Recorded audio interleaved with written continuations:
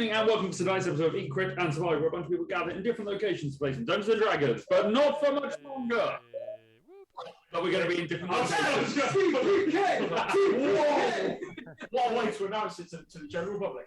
No, eventually we will be getting back into gathering in person because we can, and we will. Not sure whether you will, because you'll probably be working on Fridays again, but I'll finish at 8 o'clock. So. Yeah, that's fine. So that's happening. Hopefully next week. We'll see. See what happens. At least some of us will. Some of us are going to be staying remote because life conveniences and it's the way they feel is making things happen for them. That is their choice. Waiting for it. All they don't like us. I mean, there is that. I lost the dice. What have you lost? How in this dice? No, I've got them. have you lost a die in this house? She hasn't. She just can't count them. Right. Can't count. One. I feel like if you're going to lose dice in that house, it's because you've lost it amongst other dice. Yeah, Yeah, that exactly. was exactly. I knew it was in here somewhere. Oh wait. So what we'd have to do is find the requisite size die. It's almost the right colour. Yeah, it's close enough. It's glittery, Ross? glittery orange. Yeah, if you've got a yellow Yeah, set. yellow's kind of the yellow colour D4. Oh. Yeah, you just want a D4 that's Great. slightly off yellow. Maybe To over. be honest, it's ridiculous because obviously I have this whole thing of dice. Yeah. So don't fall over. So you can't really see. And I use a digital dice roller now, so these are the went for the important rolls. Yes. No. And that dice holder was courtesy of Game Tea. We're not sponsored by them, but we just like their stuff. Please sponsor us. If I'm going to roll dice and it be shit, it'll be on my own head, not Alright, my fair. computer's. Not a random number generator. I'm Yeah. not going to roll on my computer because it will take far too long. That's true. Don't try to roll dice on your own head. It's not flat enough. That's true. I'd say I feel like Dom has, talking of sponsorship, I feel like Dom has been sponsored every time this new fancy camera quality comes out. Yeah. Yeah. It's my same camera. I don't know why it suddenly decided to start doing higher Because quality. you've been sponsored. Okay. But speaking of new things that are of high quality, we're now on Instagram. Laura's doing that. Yeah, that's a thing. Good luck. Cool. Yeah, we've Have been. you posted to say we're live right now? I don't think we have posted to say we're live right now, but we said I that we were posted doing it. earlier. to Posted say this that we're morning to live say that we're tonight. live, so we may see higher viewership later. And if you're one of those, hi. This is the exact level of quality that you people have come to expect from us. Yep. We are professionals. Oh, we're not. I think we are technically because we do have like some subs. Yeah. We are getting. Professional. It's not professional D&D players. Unfortunately, because of Twitch, we have to wait until we hit like £100 before we can get paid out. So Yeah. until that point, we're semi-professional. Yeah, Potentially That's how it works, professional. right? yeah. We're only doing it part time. We have other jobs in the meantime. It's semi-professional. It's fine. Yes. But yes, we have Instagram. It's just Eat, Crit, Survive, I believe. Yeah.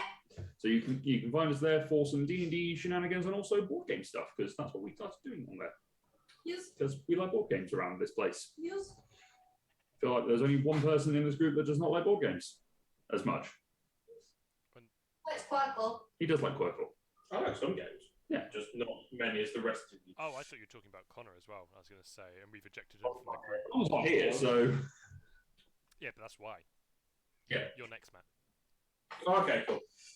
As long as there's a reason that I'm going to be You're voted out. next. Wait till you play Taco Cat Goat Cheese Pizza and you'll be a convert. No, Yeah, I won't be. it's the best game. Awesome. It's certainly a game. it's a game that Connor, who claims to have the best reflex amongst all of us, lost. That's the worst. Connor has rubbish reflexes unless there's a football flying towards Yeah, I him. know. That's not what was happening in So- the game. Ross can corroborate it is at least entertaining. True story. So anyway, shall we get into tonight's story whilst Laura finishes off with Dunbury? Go on. Also, please do remind me what has happened. Yeah. So where we last left off, the Wandering Stars had returned to Mr. Mal to take over or return their blimp, having stolen it the previous week. They wanted to try and free the general gnome and other creators population of the Contrivance Union from the control of the elemental plane of fire. Having got there, they found that the blimp was surrounded because they waited half an hour to have a rest. So they got there and the blimp was surrounded by the army, and they were outnumbered somewhat.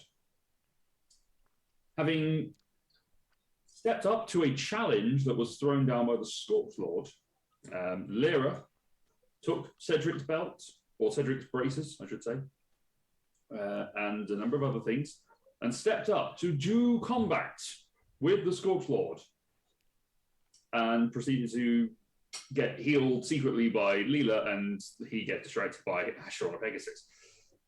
Wash over that. But the agreement was that should he fall, then the slaves would be freed and ownership of the slaves would transfer to Lyra, and that if Lyra fell, then the party would leave the blimp and would just leave and never return. I'm sure that would have happened. But anyway, having done that, you found that... We're going to send the Legion of Storms in. Yeah, I know, it's fine.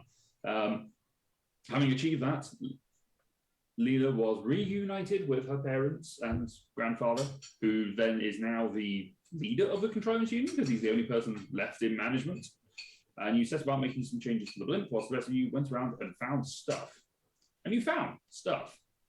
And have since decided that you are going to make an attack upon South Peak, where the previously slain's the right word there. You sloon, it sounds more fun. Yeah. Previously slain. It sounds like you saying saloon like we're going in Wild Western style. Previously Sloom has been taken down and has reformed and is ready to, well, is sat in the middle of the South Peak. So, with that in mind, you have completed a long rest, I believe. Other people check their various hit points and see what I am at max hit points. I'm at max hit points, so. I'm at max hit points. Asher is at full hit points, so. All my spell slots would imply long rest completed. Then if there are any changes to spells that people would wish to make for those that can change them, Cedric. Everyone just hold fire for about half an hour while I just... If there are any discussions that you wish to have whilst this is happening, please buy time. you would also arrange for your army to march. Well, you've done a couple of things. You had arranged for your army to march up towards Maymore to give a pincer movement on there. They were being led by a fire ganassi known as Unlilo. And you had stopped to have a chat with the with Chieftain Ranveg and to hold her army back to build some siege weapons before they went into attack, giving you an extra few days to get around and do some extra things. You also had, I think it was 2 more nights or 3 more nights that you had before the full moon took effect. 3 more nights. You've just had a long rest, so it'll be 2. Before the full moon came into effect, and the impact of where sharpness may come into effect for at least 2 of you. So, with that in mind, is there anything that you guys wish to do? You also found a shit ton of healing potions. I raided the blimp. You had a shit ton of healing potions which you've taken your supply, you've given the rest to the army. Where are we going? Sorry, I know you just said. You were going to go to South Peak, which is what kind of situation? What's the situation like there? Sorry, Ross. Last we saw it, we were leaving it in our dust as we ran away after killing the Evermoving Boulder. Yes, but not really. We didn't have to then. The previous one you had scryed on it since then, and you had found the Evermoving Boulder had reformed and was sat on the coastline, regenerating effectively. Is that where we last time? Yes. Okay then. You guys are current. Actually, I don't know where you are currently. I don't remember where we stopped to have that long rest. Did you go back to the Contrivance Union, or did you go to We did go back there because we told the army where to go and when. Yes, that's right. Yeah. And also we could get Contrivance people and our new semi-slave army to keep watch for us while we rested. Yes, that's right. So yes, you are in Mizdumal currently. The blimp is parked in the big empty space. Beep, beep, beep. Well, not so much. It's more of a. And we're there. There is now an empty space. There was an empty space. And the blimp is gone. Oh, Yes. the things that the items you can add to the items. Yes. Maybe, Yes. I've put things into an item. Yes. I've got Thank you, things on D&D my Beyond. magic cart. I mean that makes Yeah, it would make sense. Yeah. because it can carry because it's got a specified weight limit that it can carry. And I don't have enough crap anymore, do you? No, it got destroyed. Is this attached to the top of the balloon? Yes. I'm going to keep it there. Okay. I'm not using the top of the balloon. Okay, it's fine. So there is a destroyed apparatus that is sat on top.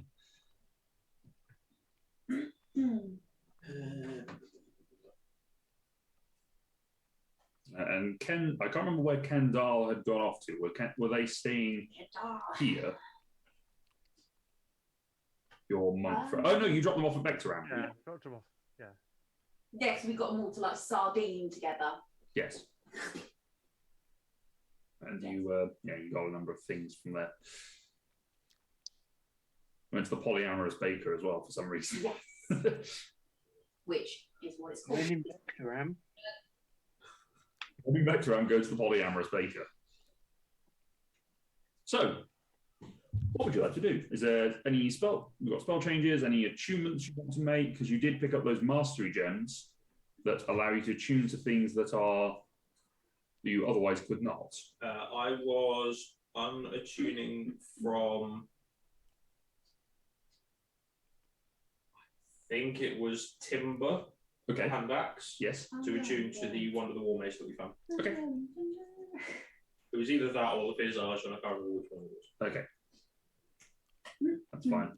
By the way, with the mastery gems, and I will specify this again just for the sake of people remembering, that allows you to attune to an item that you could not necessarily previously attune to. It removes all requirements of race, class, or other things. So, for example, any of the spellcasters could attune to that Archmage robe. Or the robe of the Archmagi. I actually did and have. I did that last session before we started moving about with the blimp. Okay, what have you unattuned from? Nothing, because you guys also gifted me that belt that allows me to have an extra attunement item. Oh, okay. I wasn't certain if anyone had actually taken that or not. Yes. Yeah, there was a lot of back and forth, but everyone was being very generous, so I Fair went enough. with it. There was also talk that you were going to go to Svartalfheim to pick up your weapon, weren't you? Yeah, that was meant to be the last thing we did, and then we had like 2 other things to do before that. I think we've done at least one. We might have done all of them. I'm not sure. They were things other people suggested. You tell me what they were, because I don't know. Fair. One thing I just want to say, because I still wasn't here for the last session, was around the opportunity to read some more of my book, which I've been reading. Yeah. Because I think I can't remember how many days I have now. How many days do you have on those books? 6 days. In which case, I'm halfway through the days and I'm halfway through the book. So it's more about whether I could read during the night, maybe just get a couple of hours in. Yeah, you could have got a few extra hours in. I'll add 3 hours. Sure. But I'll put myself on day 4. That was all. Otherwise, I'm presuming I've got my braces back as well, and I'm attuned to. Yes, you have got. You have got your. Basically, we left your character untouched, and then Lyra just moved her and stuff. That's cool.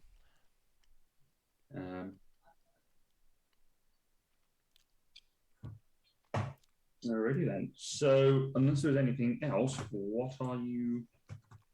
Where are you? Why are you? Who are you? I've been wondering that for a long time. I guess we're scouting mission. Or Spartalpine. Oh, was that? No, yeah. Did we already do the scrying at the temple? You did a few days ago. Oh, that was a few days ago. Were we going to do it again? Maybe I can't remember. I don't think so, because it's a giant boulder. It's not like we're going to have trouble finding them. He's the ever-moving boulder, though, so he could have just wandered off. Yeah, well, we can ask some, some bystanders. Have you seen a mountain walk past? Yeah, possibly. I mean, the odds are the people that will have seen him will be punching you, but who knows? His name's deceptive because last time we saw him, he was just sitting down. That's not ever moving. That's that's obviously sitting down occasionally. Even when he's sleeping, he's like moving around. He's just always tapping one toe because he's got that like song stuck in his head. Yeah, bit of rock music. Wait, this is all we need to find. He just needs to go do a stunning strike. He'll stop moving and die. Oh, what, like a shark? If the shark stops swimming. Perfect. Pop him on the nose. So what we've clarified here is the ever-moving boulder is just exactly like a shark, and we should treat him in the same way. You punch a shark in the nose. It knows who's boss. So that means we need to treat it the same as we treat everything in Solrisa, which is currently underwater. Yeah, that. Cool. Well, that makes the overall plan quite simple. Yeah, I mean, we've got a plan now. Go and pop it on the nose. What can go wrong? Fireball. Get the blimp to go straight into its nose. Pop. Didn't they have anti-aircraft stuff last time? Everything got pulled to the ground. Yeah, he's got his own gravity. Hence we parked the blimp outside of town and walked. Which goes so well for us, usually. Yes. Yeah, you Yeah, parked it it. meant that we had to run quite a long way.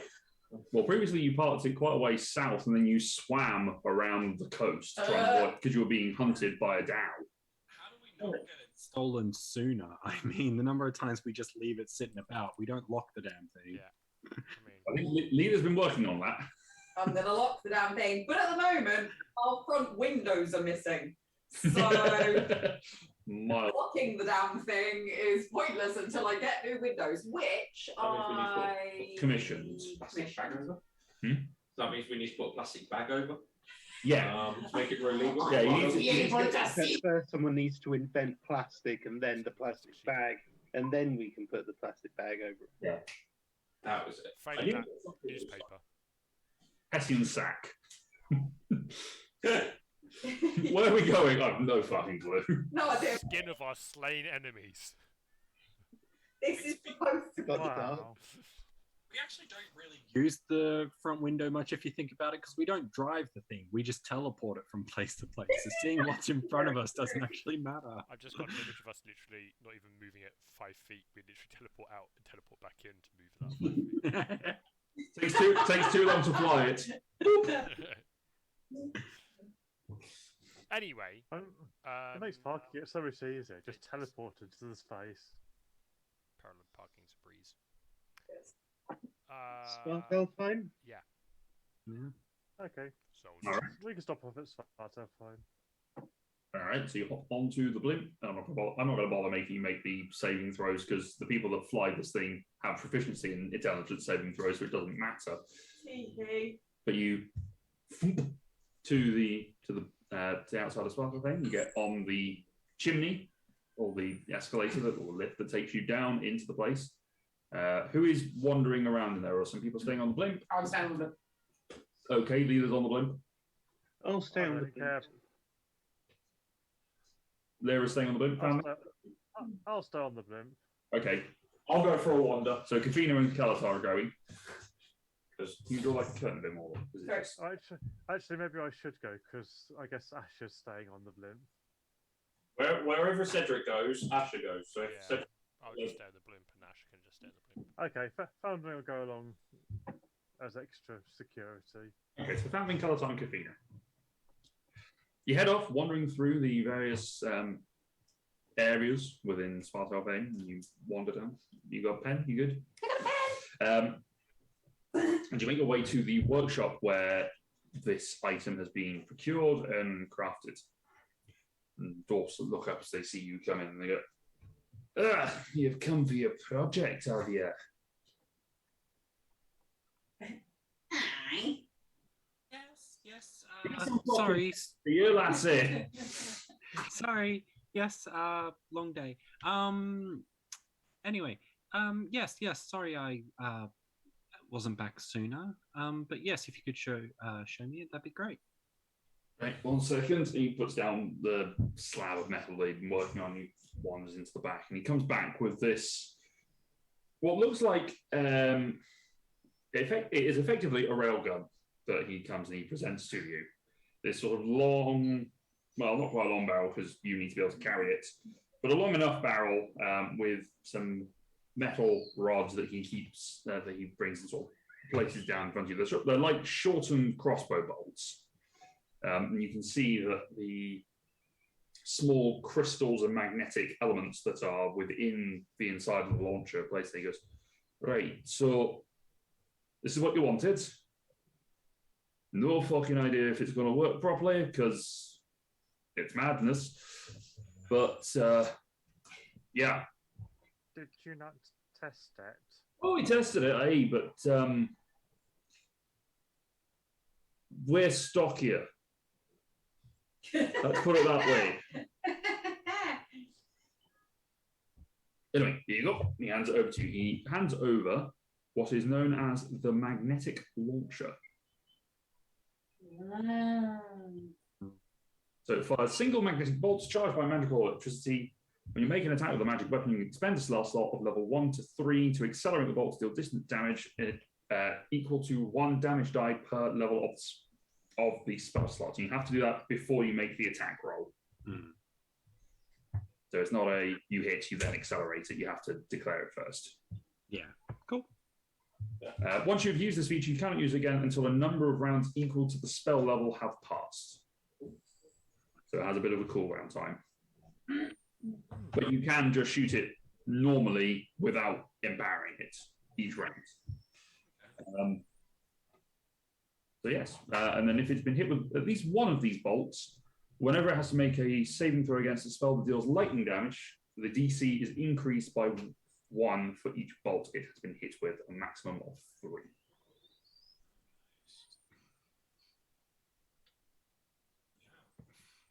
Cool. Sorry, yes. Thank you. This is amazing work. Well, yes. Sorry, I won't keep you any longer. You can get back to your work, and we'll be on our way.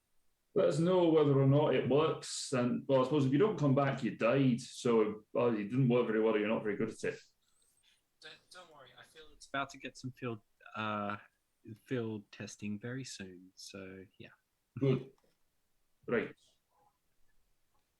I'm going back to work. And he turns around and just wanders off. All right. Well, yeah, that was all I came here for. That's why, yeah, wasn't that imperative. So, shall we just head back?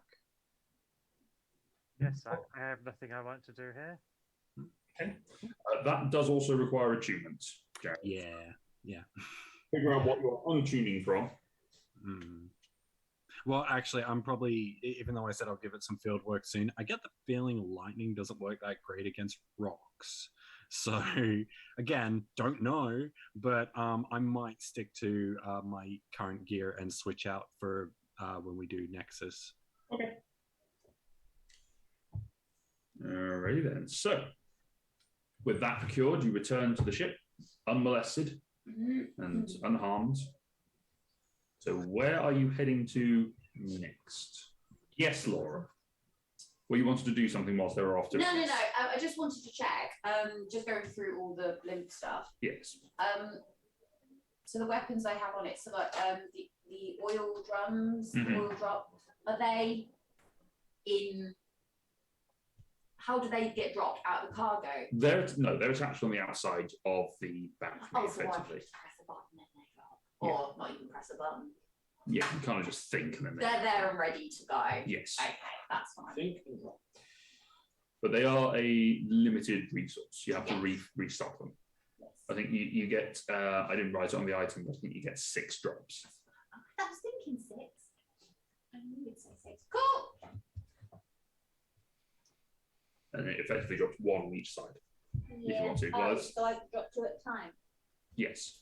I mean, you can drop multiple if you want, but all at once. You could drop all 6 of them. But the area of explosion wouldn't overlap, so it wouldn't be affected by it multiple times. So they basically they drop and they cause massive explosions. You're not going to get hit by 2 explosions hitting you on the opposite sides. So the area would be bigger, but the damage wouldn't. Effectively, yes. Okay. If anything, the area will be longer because you'll be doing. Not if I'm dropping them. Not if I'm staying still and I'm dropping all 6. Yeah, if you drop all 6, you just get them in a bigger area. Yeah, bigger But the area. damage wouldn't go. Okay, that's fine. Just so I know. There's only so much being exploded will do to you. Never know. So, where to? What are you doing?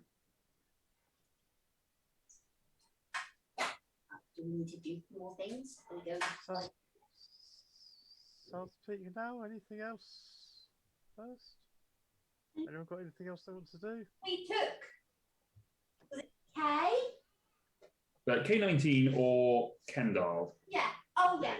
Yeah, We got. drop them off at Vectram. They were taken to the They're monastery. taking the Vector, yes.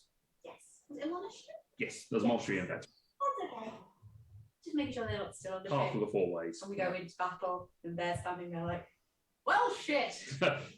Well, I'm in danger.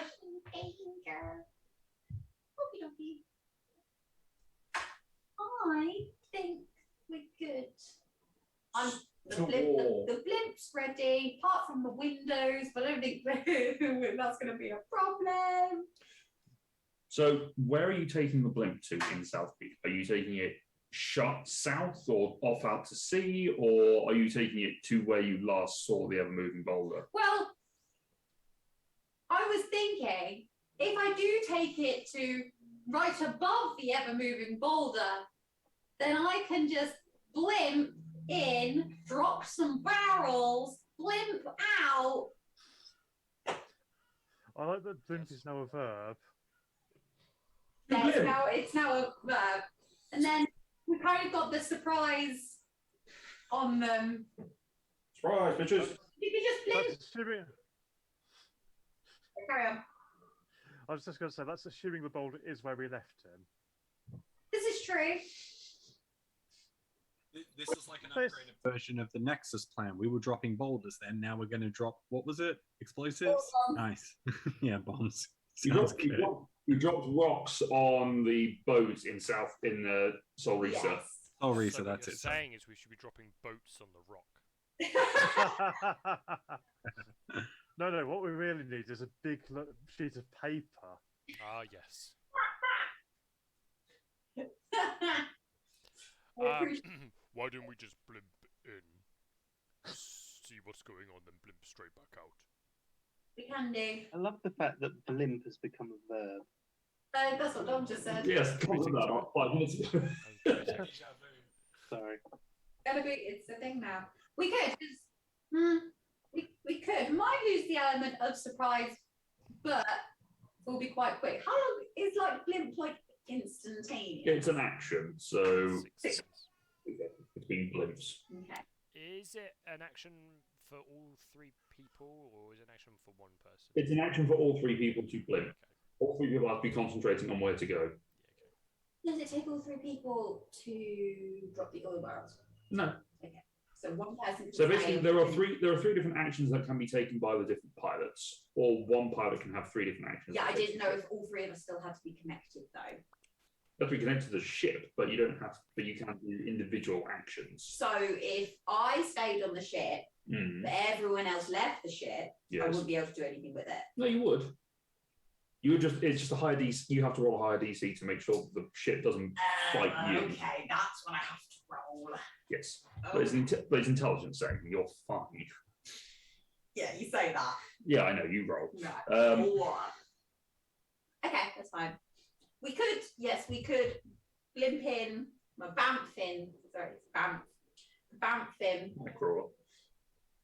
check out the area, bamf out, bamf to the boulder. Maybe. Or we could bamf to the temple, double check where they are. He is. She is. It is. It is.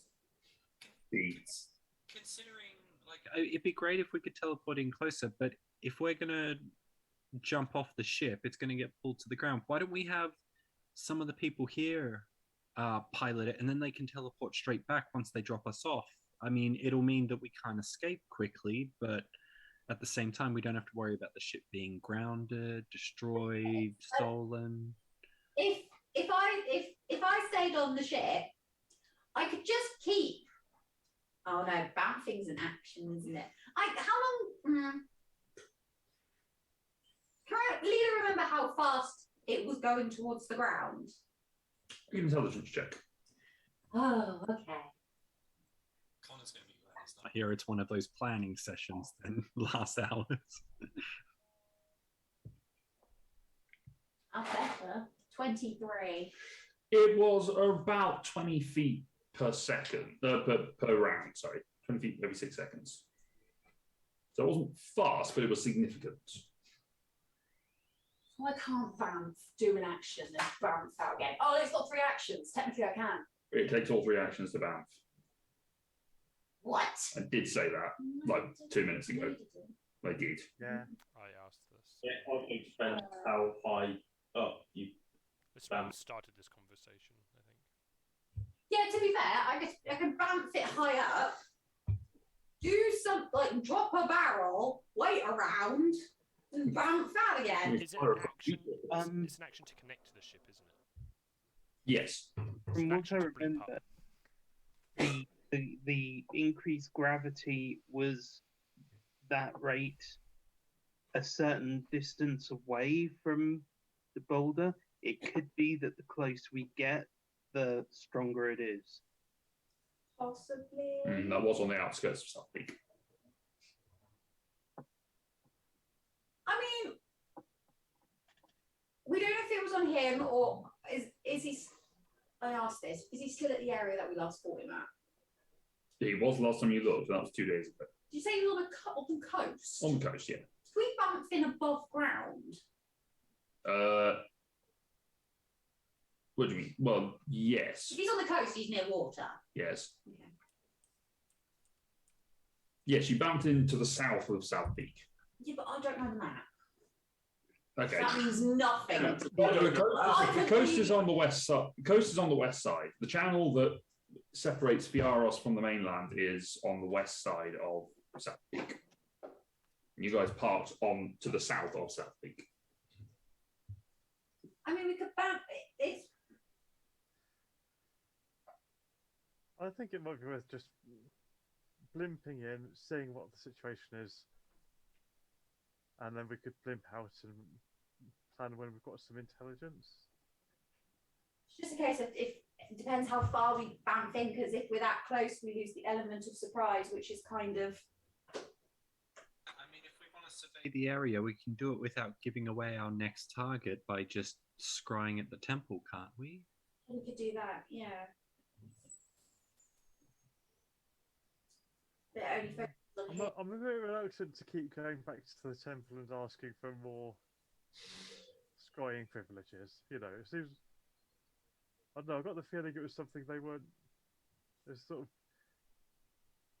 doing it because they feel obliged to help us rather than because they really approve of it. I don't suppose one of our spellcasters can actually scry for themselves. Hey, Cedric. Yes, literally. I mention it every single time, and we go, no, we've got a big room filled with mirrors. Let's go there instead. Well, sometimes it works better there because we're trying to scry on like a place or something, and but this is we're scrying on something we've all met and fought before, so we know what's going on with it. Yeah, I mean, yes, 100%. I can I could Well, do that right now if we want I should point out it does have a slight problem in that it's technically considered an area on another plane at the moment. Oh yeah. Oh yeah, that one. Oh yeah. And in fact, I now remember why every time I mention it, every time we can't use it. Well, there's nothing stopping you teleporting near to South Peak, crossing over the boundary of it, and then scrying whilst you're there. We could just teleport to that nice fellow we met back in the Earth plane, the guy who gave us all the diamonds. There was nowhere there big enough to take the blimp, I think. Correct. Oh, okay. I thought the reason we went through the portal the first time is because we hadn't been there before, so we couldn't blimp there. I mean, both, but it was all subterranean and there wasn't. There was a lot of crystalline protrusions that were hanging from the ceiling and from the walls, so it meant that putting the blimp in there was impossible without breaking it. Without popping it. So what? I said without popping it. That's meant to be a joke because obviously it's not suspended by helium. It's tentacle brains. Brains. Yep. Oh, we got rid of the brain. It's just tentacles. Just now. tentacles. That's how it's spinning. It's just all the tentacles at the bottom just doing that. Ugh. It's the weirdest hovercraft ever. It's awful and it looks horrible. And if And I you love realised how bad it looked, I probably would never have picked it up. it. Anyway. Doesn't match Leela's aesthetic, does it? She likes all the metal stuff, and then all of a sudden, slimy tentacles. Nope. Big crustacean in the sky. Yeah. So we bouncing to South Peak and then scrying. But if we go into South Peak, we wouldn't need to scry because it would already be the place we're trying to see. What did you just say? So the point I was making was that because the planes are expanding from where they've encroached from, you could theoretically get into an area that is still considered within that plane. Yeah. But near South Peak, but not actually in the town of South Peak. Okay. And then scry from there. Okay. Yes, that sounds like a plan. Okay. Let's do that. Yes, do it. Let's do God's plan. Yes. Okay, so you teleport to an area south of South Peak. There's always a plan. Okay. Yes. As you teleport into there, you concentrate on where you're going, into the space. There is you can see that there is definite interference that is coming in from this. And you feel it from the altitude that your blimp's at, you feel it being tugged slowly down, being pulled towards the ground. Yay! But you can concentrate and have it going in the other direction to sort of counterbalance that. That pretty much is your entire concentration, trying to stop it from crashing. At least one of the pilots has to concentrate on it to keep it level. But you can see that the ground looks as if someone has gone over it with a tiller and has just turned everything over. It is solid stone protrusions that have come up and are just forming these crusty plates that are taking over pretty much all of the landmass and extended far out from the outer walls of South Peak by this point. Cedric, you're scrying? Yes, please. All right. You sit down and you start to scry. You're concentrating on the Evermoving Boulder? I am indeed. Ready then. So it took you 10 minutes to cast. You have your foci already. And you don't have a body part, but you are familiar with them, I would say. So it's a -5 to the wisdom saving throw. If anyone wants to quickly draw a picture of a boulder, we can get -2 off it as well.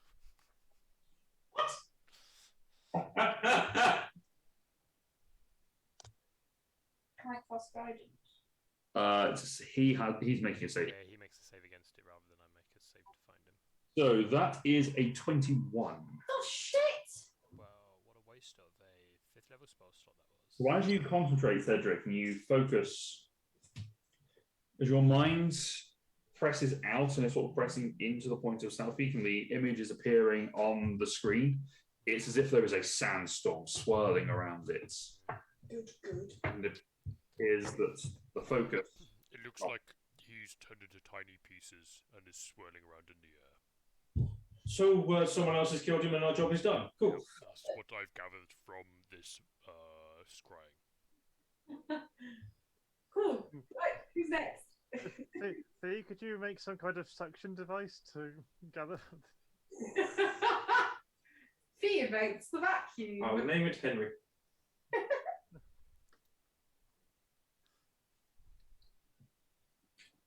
But luckily, as you would know, Cedric, he's just immune to the spell's effects. He does not know who it was that cast it upon him. He's not even particularly aware that it's happened. Yes. He doesn't have a brain. No. Oh. I just wondered how he was. No, it's not a construct. It is a physical being. It's humanoid. Just in the shape of a mountain. Just a massive mountain giant. Oh. Okay. I mean, he should be quite obvious if we just look around. Yeah. Make a perception check, Cedric, because I assume that's what you're angling for. Yeah. I look out of the broken window. Make a perception check. Me? But you said you looked out the window. No, I was making a joke. Plus, I think I'm the one concentrating to make sure that Blip's not going to die. True. 25.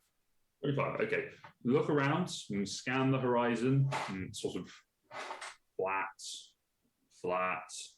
Big thing over there. Flat. Way more off in the distance. He's probably the big thing over there. I have scryed with my eyeballs, and I've seen that he's over there. That's right. Your scribbles. Scribbles.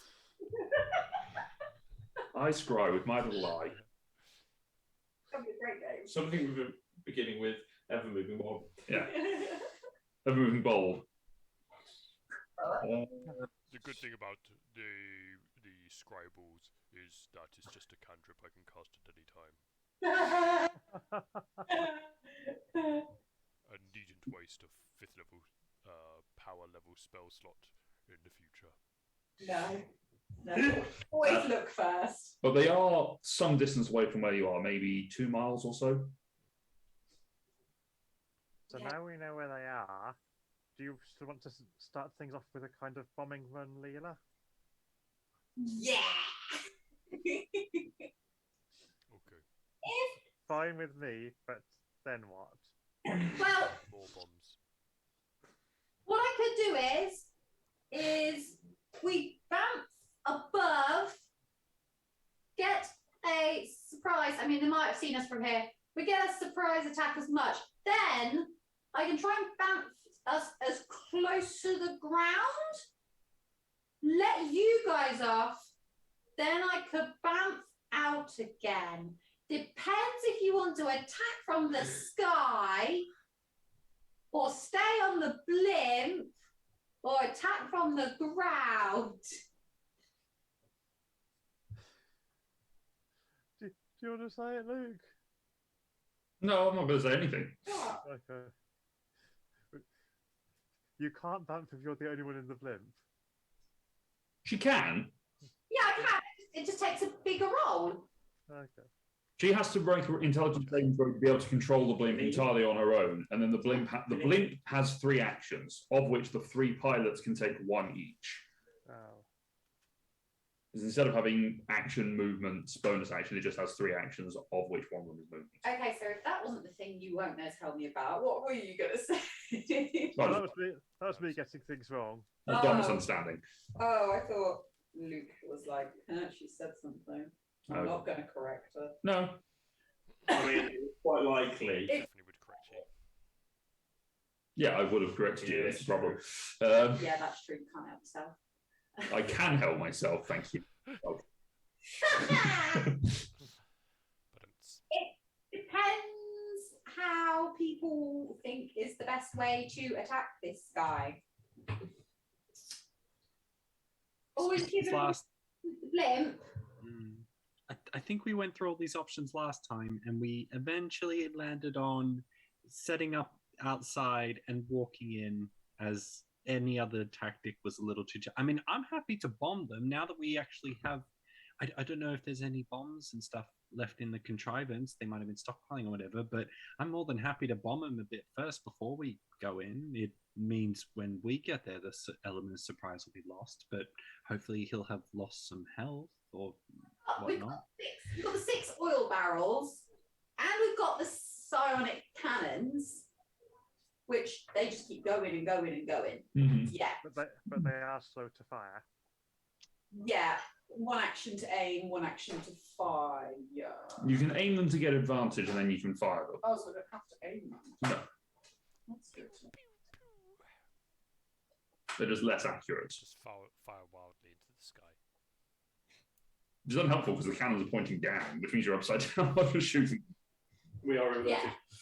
So I wouldn't. Inverted controls. I couldn't get close enough for a tentacle attack, but I wouldn't need to really. So I've got 6 oil drums and psionic cannons, which Also your cannon. also my cannon, but I don't think fire did much damage to it last time. I can't remember. Quick song, rewind the tape. What can I remember of the previous fight? Make a history check. Oh yeah. Hit crit Got survive. Oh. From what you remember, he was not seemingly affected by fire He wasn't affected by fire. or cold Or cold. or lightning or Or thunder lightning. Or other things. Thunder. or thunder. Not that anyone particularly tried of it, but there were a few things that did not seem to. He seemed to be resistant to quite a lot of things. Just because pure size meant that Was there some resistance to non-magical weapons and stuff as well?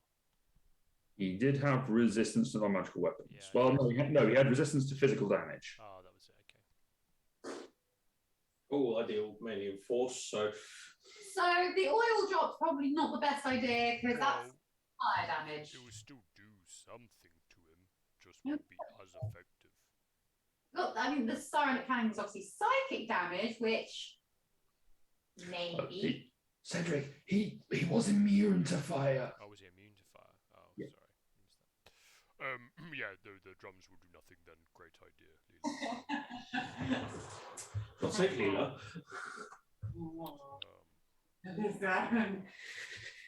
Well, Lena and maybe some others may want to fight from the ship, but there's not much I can do on here, so I would be jumping off and attacking from the ground. But Same for me.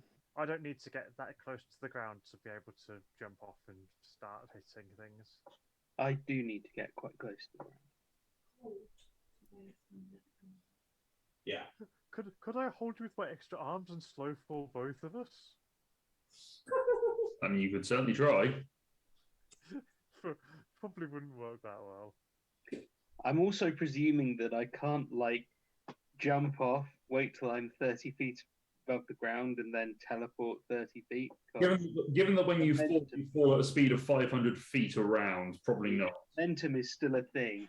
Yeah. Yeah, but what you do is Portal you physics. teleport so you go back up the other way, so that slows you. You go up. All that happens there is you teleport. slows you Goes down. back up. Yeah, you go back up 60 feet and then you still hit the ground going at 500 feet a second, shatter Ah, all your limbs. But you said you go back up 60 feet, did you say? I meant 30, but Oh, because well, that's perfect distance for teleporting. So then once you reach the top of your height and you're perfectly still, then you teleport to the ground. Ta-da!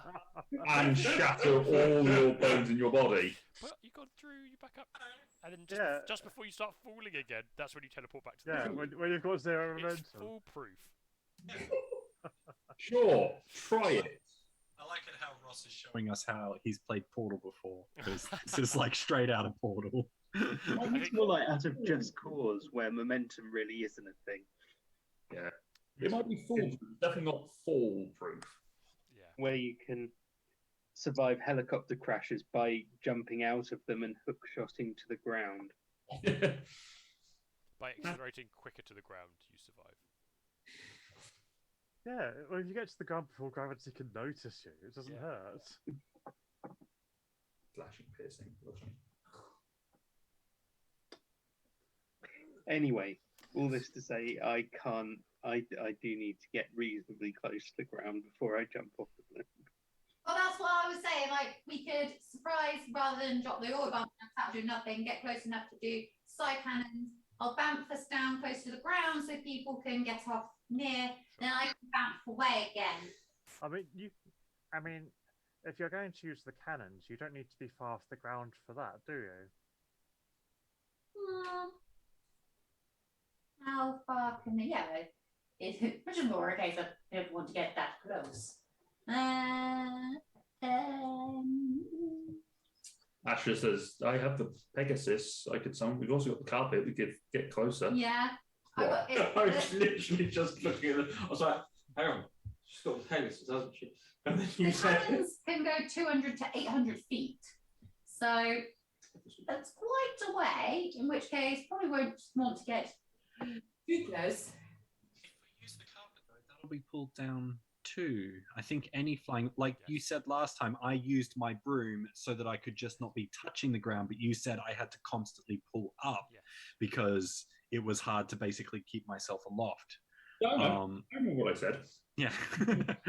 So yeah, Leela, actually, if you're really adamant about staying on the ship, how about we'll just get off here and you go ahead and teleport up nice and high. The moment you see us start to attack, you start attacking too.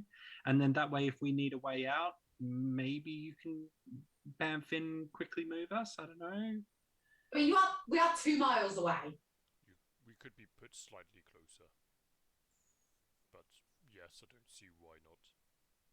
So rather than me bouncing up, bouncing down, dropping you off, bouncing back out, I drop you off a bit closer and we all just go at it at once.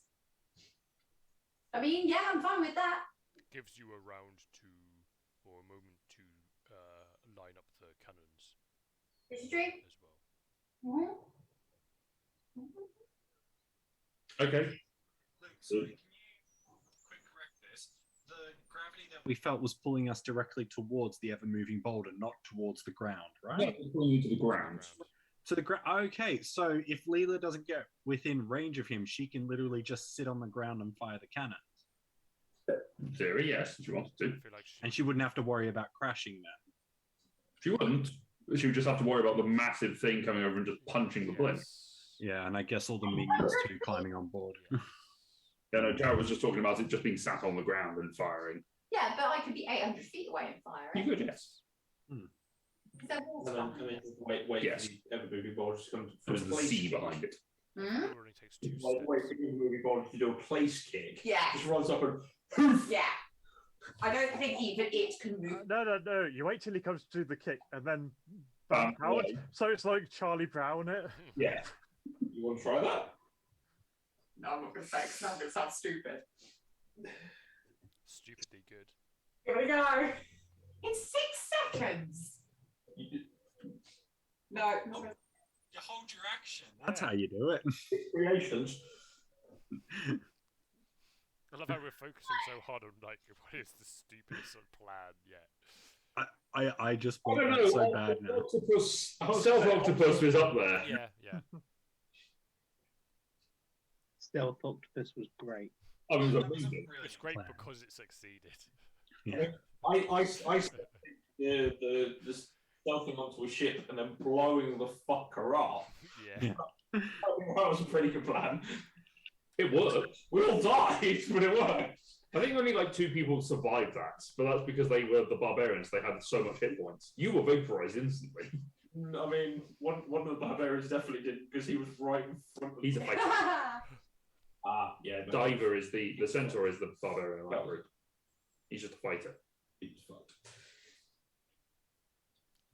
So, what happened? We are teleporting closer, we're all getting off. Then Leela's taking the blimp up higher, shooting cannons, whilst we go look really cool, charging in towards the ever-moving boulder. Yeah, that'll do. Okay. That's about as good as the plans ever get upon contact with the enemy. Who is carrying the capture crystal? I feel like typically it's you, and it could no reason to change that. Okay, very well. I shall carry it. With One of the melee fighters, effectively. yeah. With that in mind, I will cast Freedom of Movement on you, just in case. Okay, freedom of movement of family. So I feel so free. Feels like I'm wearing nothing at all. nothing at all. Nothing at all. Sexy feathers. Someone put a gif of that in the chat. It'd be great. How close are you teleporting everyone to the situation? How much is there cover? Is that the Evermoving Boulder's nickname? The situation. The situation. It's pretty flat because all of the buildings have been smashed to pieces and pretty much flattened. The only thing that is really any form of cover is the exterior wall of South Peak, which is about 500 feet away from the coast, half a mile to 500 feet, something like that. Does that sound like a good idea? No, it's half a mile, sorry, not 500 feet. That's completely different measurements. Better than 2 miles. Oh, excuse me.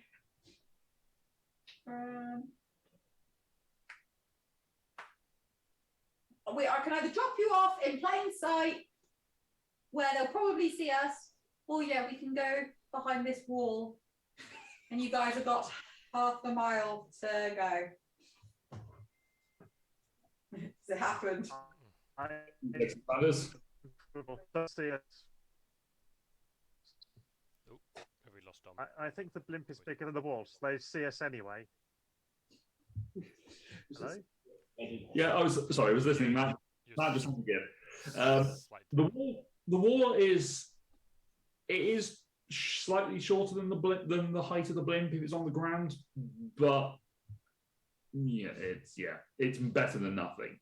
Otherwise, you're pretty much doing it in the open. In which case, all I have to say is, bring on the wall! How long? Fine, then. Long. Before I can do what? It was at that I wanted to be noted for the record. This was when I decided his character's going to die. And then we try to sneak up as close as possible before it spots us. Yes. Okay. So you get on the blimp, you teleport away, and then teleport back to the point, effectively where you picked up Ulrich. Oh, yeah. So those of you that are walking, please make for me a stealth check. I would like to. I think I'm still. Am I still? Yeah, I am still attuned to Staff of Woodlands. Do pass without trace from the staff for free. Plus 10. Ashley is wearing her armor. That's good because I'm at disadvantage because Oh, I well, got my that's arms cool. out. Oh, right. I don't know. I mean, probably. Okay, you can put Ash's armor on, so she would have disadvantage.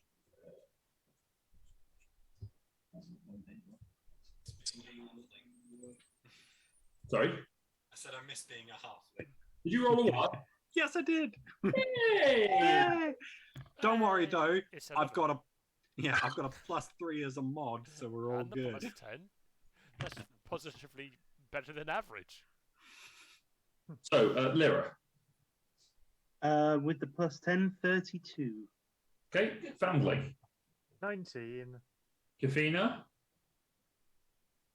What? Your audio did not pick up. 14. Thank you. Cedric. 24. Kalatar. 24. And Asher. 16. I think that's quite good for us. Yeah, no, that means you rolled an 8 with. Yeah! Almost an 11. Okay. And you're teleporting and taking the blimp up. How high are you going? And whereabouts are you going? How big is Big Mountain Boy? Very, very. How big? Well, it was as tall as a mountain, so quite a long way. I will go as high. He's about 1,000 feet. So So, go as tall as the hand. Because he was about to say that. It's probably not as matter how tall I go, it's how far away. Yeah. So what altitude are you climbing to, and then how far away are you being from? I won't go as high as him. Okay. I will go on a level. Okay. enough that I don't just crash into the ground within 6 seconds. Okay. So.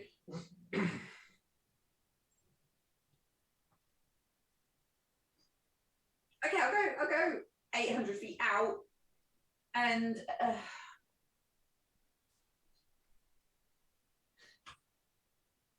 200 feet up. Okay. On the ground. All right. Make a stealth check for the blimp.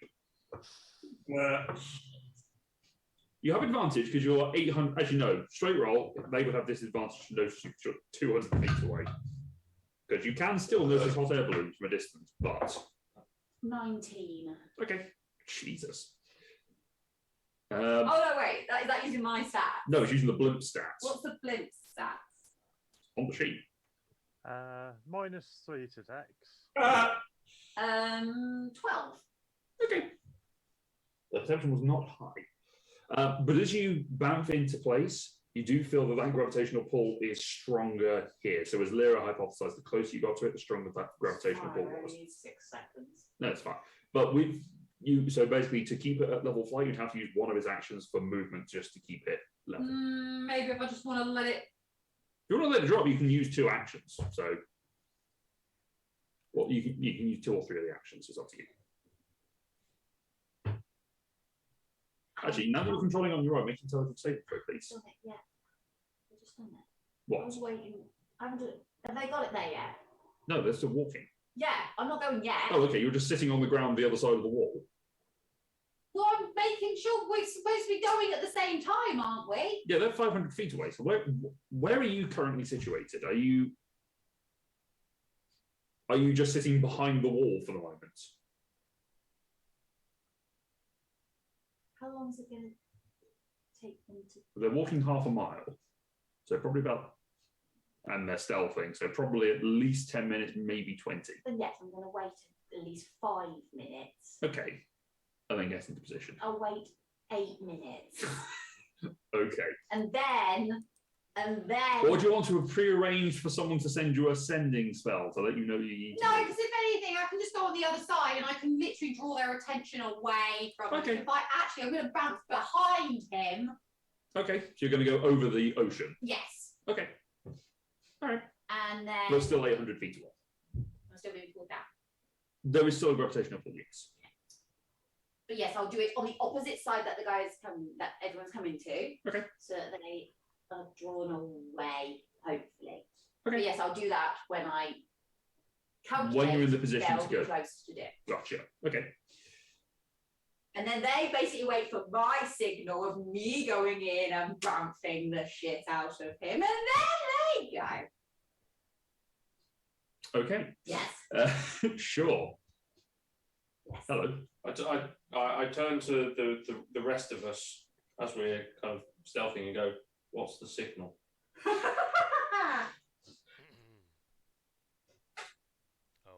Chaos. The chaos ray. Us attacking the mountain. Or if we see the blimp blasting the mountain, that's our signal. Neil is commencing her attack. Yes. Okay. So you all make your way through the ruined city, going through quite a lot of the quite damaged and going on a pretty similar route to the one that you tread before. Some of the buildings are still standing, at least partially. You're able to use those as cover to get yourself going. And each time you sort of break through an alleyway, you can see the Evermoving Boulder just sort of sat there. As you're getting closer, Lyra and Cedric and Asher, because you have I think the 3 of you have got the highest perception, or it's either Keller or Asher, one of the 2. Make a perception check. Passively or what? Their general perception. Me, just. 29. 29? 24. Cedric? 30. No, wait, sorry, 20. I take it back, sorry. I didn't think I was added. Sorry, my bad.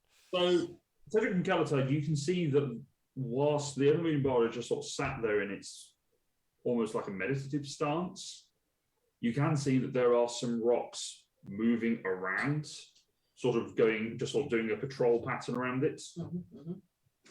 Lyra, you look beyond those creatures that are moving around on the floor, and you look onto the shoulders of the ever-moving boulder and sort of in the area around. There appear to be two creatures that are at altitudes and resting on his shoulders that seem to be either casting some sort of magic or are just moving around up there. There is also a floating humanoid, quite a large humanoid, that has got a swirling dust, like dust devil, spinning at its legs. It is very reminiscent of Gundamir, only Earth. Yay!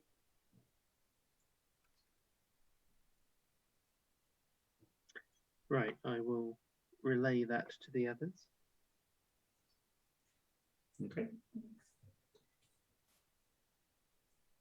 So as you get closer, you're finding that cover is less and less frequent, but you are able to maintain enough until you're about 100 feet away. It is difficult terrain for everyone moving normally. However, whilst you're traveling at this point, Lyra ignores difficult terrain. So once you break off and you get to combat, remember, it's difficult terrain for everyone except for Lyra and Foundling. And you, because you're flying in a big lippy thing. Interpreting that, I will drop a couple more 4th level spell slots for So, the spell. was that the somatic components there, Leela? Yes. Drop it like that. I will, freedom of movement on myself and Asha. Okay, so Asher and Cedric have got freedom of movement corresponding. Cedric, you also notice that your connection with the mother's embrace doesn't feel, it feels as if there's something contesting it. Of course. So to be aware of, you still get the healing from it, but it's only half as effective. Okay. So everything you roll is halved. Okay.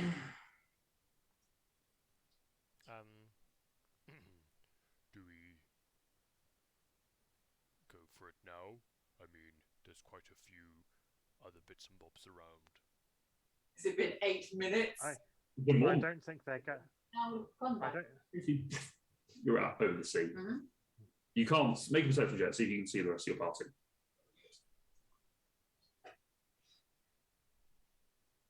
But she does have stupid perception, so could happen. 27. Okay, you see some of the party. Somehow you don't see Lyra, but you do see, Kafina and Asher. Swear. Kafina having Lyra, words. Asher having her metal armor and Shatterfang out. Occasionally you see a glint of light just off the metal as it's moving around. You go, okay, so you just sort of track them. But you can see when they sort of get and they stop about 100 feet away. I don't think the assorted hangers-on are going to be going away anytime soon. We may as well. Okay, but you're backing closer. No, sort of back. You're 800 feet away at the moment. Yes. Yes. Which I can shoot him with.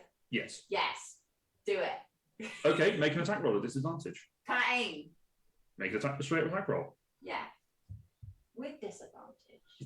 So the 200 to 800 feet, the 200 marker is the near distance. So beyond that, up to 800 feet is the far distance with disadvantage.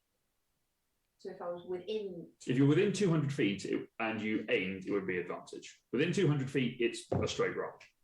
Same as with crossbows and various other weapons, ranged weapons. You can still hit them within 800 feet, but it's much harder between 200 and 800 feet. Because, if you try and shoot an arrow at something that's 300 feet away, it's going to be harder shot than if it's 100 feet away. I thought it was between 200 and 800 was normal, and anything before 200 was disadvantage, and anything over 800 is disadvantage. No. Over 800, it misses completely. Right. Okay, so I've still got... You've got a straight roll because you've used one of the actions to aim. Okay, so... okay.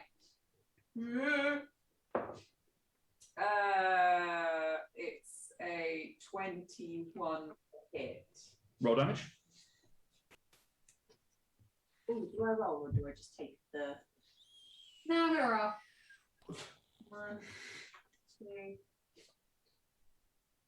What do you need? D5! D10! D5? D5, D10! D10! Only 3. You have your percentile dice on it. You can use those. Oh yeah. Yeah, that's 3. Thank you. You're not going to be Eldritch Blast or anything soon. Help a friend out while she's still learning. 20 points of psychic damage. Okay, so the bolt fires and you hear the pulse just fires out from the cannon. You guys, you don't really see an impact because, well, it's a psychic cannon, and you don't really see the boulder move either. But there is a sort of gentle creak as it moves ever so slightly forward. The creature that is floating sort of near its head moves around and looks directly at the blimp. Do we see the thing move? You do, yes, 'cause you're watching it. It does need to make an intelligence saving throw, though. Intelligence for Boulder. Well, he's a giant. The boulder! Actually, that's a point. Ross, did you change your attunement for your favoured enemy on? Yeah, definitely. I'm fairly certain since the last time I asked you, it was giant. And I you haven't... think it's default. I've had it as giant basically the entire time. Yeah. That was a 13. I was going to use a legendary action to resist it. Of course, Yeah, nice. That's good. Legendary resistance, sorry. That's a very, very good early legendary resistance. So now that's happened. So you've resisted it? Yes. Okay. So now that that's happened, we're going to take a break and set up for this, and then we're going to roll initiative. So come back to that in 15 minutes. We'll see where it goes. Surprise attack. Is it not advantage because we get a surprise? I mean, you hit him. So Yeah, but I want to hit him hard. Should have been a crit. Could have critted. Roll again. Roll again. roll another. Sure, roll another d20. God, be a crit, and it was worth it. Oh, Never mind, okay. it was worth stating my point, though. You remember the thing? Are we clear, Ross? And we are back. So, this is the match in which you find yourselves in. Look at it and all its unnecessary glory. Dun, dun, dun. So the yellow line over on the far left is the sea. That's where I am. The line on the far right is just the table. And for ease, that's where I've just put Leela because I can't fit you on this side of my table. You're over here, but you're over here. Okay, then. Your mini's over there, but you're over here. I mean, because it's not on camera. I'll just put you over there. I'll just pop you over here. In the sea. Sorry, everyone who's watching this right now, as I try to decide which side to put our faces. There you go. Okay, so I need y'all to roll initiative. Oh yeah, that's how you play D&D. Is it? It's been a while. Okay. Why can't I? I mean, that's fun. Did you roll poorly? So good, I got a surprise round. Oh, bloody hell, that is shocking. That's not even, that's worse than bad. No, that's all right. 25 to 20 or above. 25. 22. 21. 22 for Cedric. God damn, Cedric. 18. 15 to 19. 17 for Asher. I rolled a 16. 10 to 14. 14. Oh! Tom, so we got 14 for Kalatar and Kathina. I'm probably the same. Yeah, I'm fairly certain that there's at least a creature between you and Asher. And then that just leaves Leela. Hi.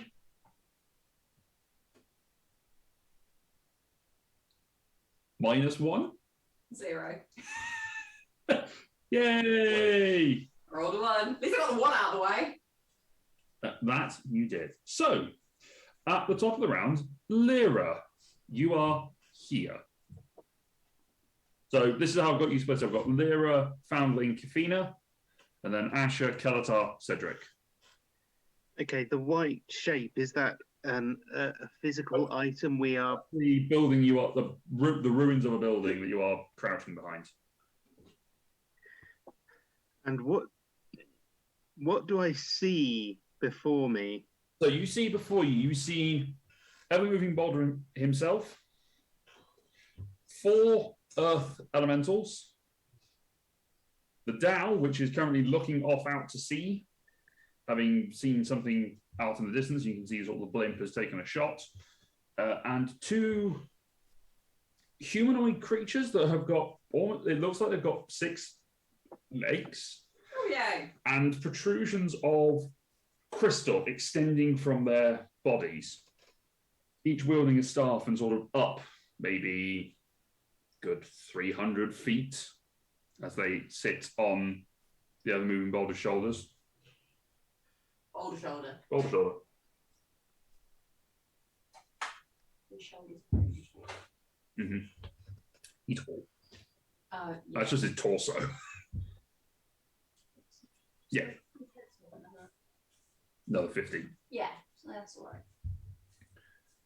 Yeah, that's fine. Yeah, and his legs. So, Lyra, what are you doing? Sat down. I am going to use the Hunter's Prospect to cast Hunter's Mark on the Dow.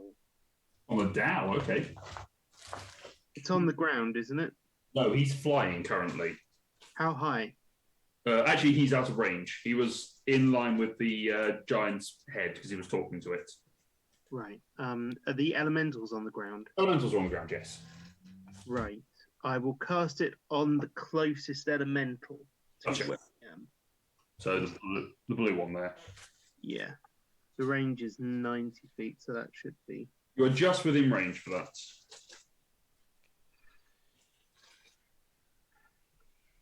Should have bought some Earth Elementals when we were at Games Expo. Never mind.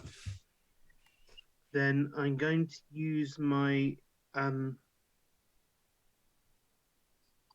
I'll use my movement and my action to dash. Okay. And I'd like, if I can... no, can you... am I actually next to Foundling to start with? Yes.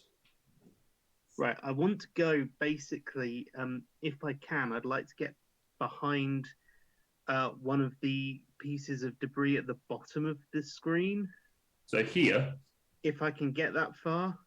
So 1, 2, 3, 4, 5, 6, 7. Ideally, not round the front of that house, around the side.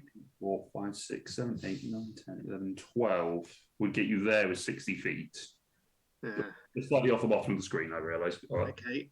In that case, I won't dash. I'll just get to the bottom corner of that building. Back here. What, your movement 40, isn't it? Or is it just 30? 30. So you can get there. Okay. Knock Athena over. So that's bonus action and movement. Mm-hmm. I've assumed that you and Cedric have got your shields prepared. Yeah. I've been playing with that assumption. Yes. That's fine. I will then cast Protection from Evil and Good on myself. Okay. That's not concentration? It is concentration, but I have the ring. So lets you do concentration on 2 spells. Exactly so. Okie dokie. And that will be it for my turn. Okay, which it's against all of those. Oh, that's cool. So you're protected against the elementals, just not against giants. Yeah. Which is fine. Okie dokie. I also get extra damage against elementals. You do. All right, Cedric. Yeah, I'm gonna just. I think I know where I am. I'm gonna poke my head around the corner. Yep. And then I'm going to cast Sunburst, please. Okay. So that is 150 feet for the range, which I think I'm about 100 feet away. Mm-hmm. And it hits in a 60-foot radius. Okay, so you're aiming pretty much the center of the base. If I can hit everyone, I think I can just about hit everyone. You wouldn't hit these two and the Dow because they're up. That's fine. But you would hit all 4 elementals and him. Yep, that works for me. Can they each make a Constitution saving throw, please? They can indeed. So for the elementals, for 1 is a 24. Passes. Number 2 is a 17. Does not pass. 22. Passes. And a 13. Doesn't. So these two at the back are fine. These two at the front are not. The Evermoving Boulder itself is a con save of 23. Yeah, that's fine. It passes. Okay, so the guys who failed take 40 points of radiant damage and are blinded. Okay. For the next minute. Okay. Guys, everyone else takes 20 points and is not blinded, basically. Okay. A creature blinded can make a Constitution saving throw at the end of each of its turns, and then is no longer blinded if it passes. Okay. Good to know. Is that all the information you need? Yep, that'll do it. Okie dokie. So these two at the front are blinded. So I'll use. What I'll do is I'll just separate a little bit and I'll run across to the next debris across from me. Just okay. That 20 feet or whatever it is over the other side. Alright, so we can pop those on. So we're a little bit more scattered. So 1, 2, 3, 4. Just go there. Yeah. Alrighty then. That ends your turn. Foundling. Okay.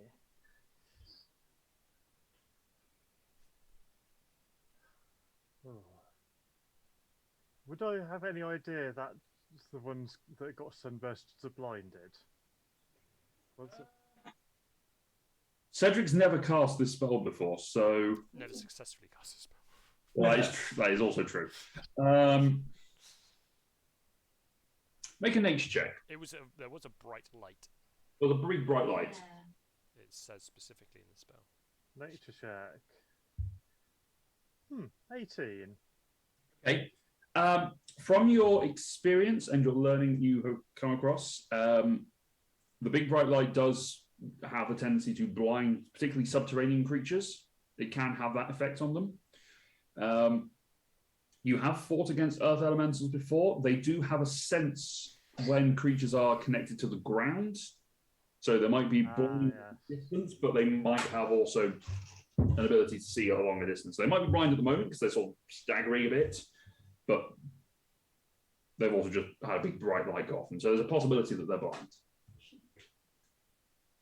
But they also might have an ability that Probably more likely the closer you get, the more likely you're going to be spotted. Yes, that. Yeah.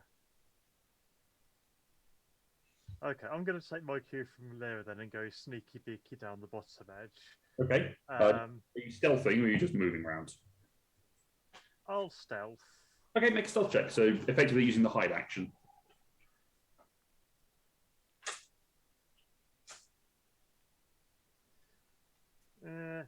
Actually, no. I'm not going to use the hide action because I want to use the dash action to move along. Okay. I think I can get to behind the bit of debris that's directly in line with the blue-based one. If you see what I mean. Well, more along. Yeah. Yeah. So that's 20 squares of movement. Yeah. So with my dash, yeah. However, by dashing, you don't gain any benefit to stealth because you're just sprinting. So there's no way you can do that sneakily. Yeah, but you're over here. When I get that, I will bonus action. Yeah, and I will bonus action dodge. Right. Bonus action dodge, gotcha. Spending a key. Yep. Either way, you're spending a key to either dash or dodge. Yeah. Yeah. Dip, dive, dash, dodge. Stood. Dodge, duck, dip. That's my turn. Alrighty, it is now initiative count 20. A lair action happens. Yeah. which is unfortunate because I don't think the layer actions actually show on this encounter ability, so I need to go to the details page. Oh, what a shame. I guess we'll have to skip over. Multiples. That's fine. I can solve this problem by stuff. Stopping things and Let's stopping things and stopping see. things and stopping things.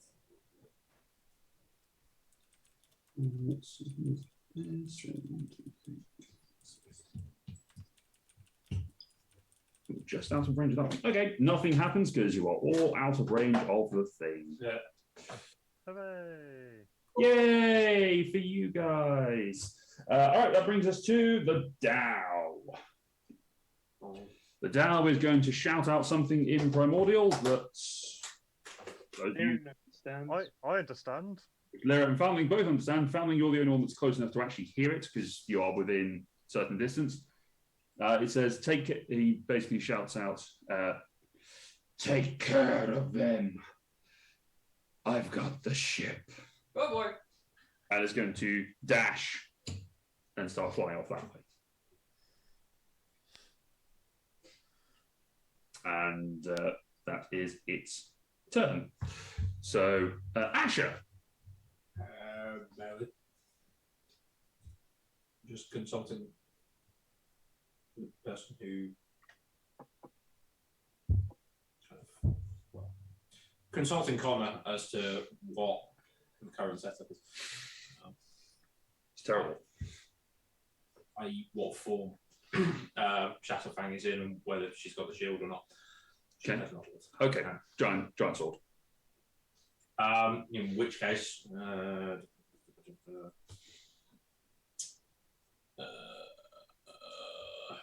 is it worth doing that?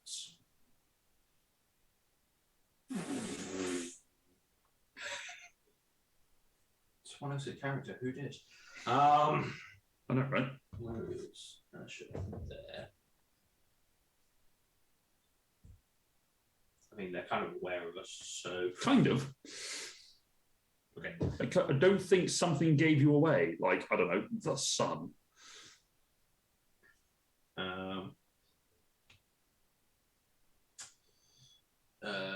In which case,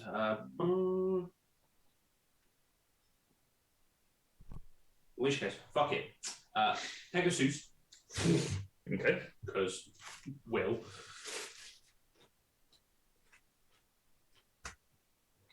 That's the action to conjure. And then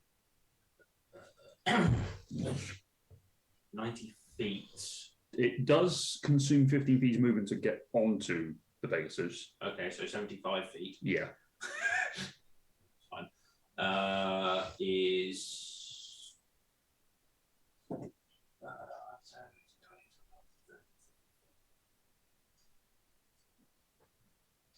about there. Okay, cool. In which case it will go up.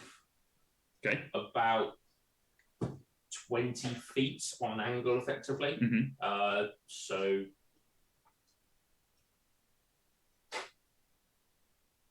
based on that, it's probably about, I don't know, 60 feet forward. As it's flying, it seems sluggish. Yeah.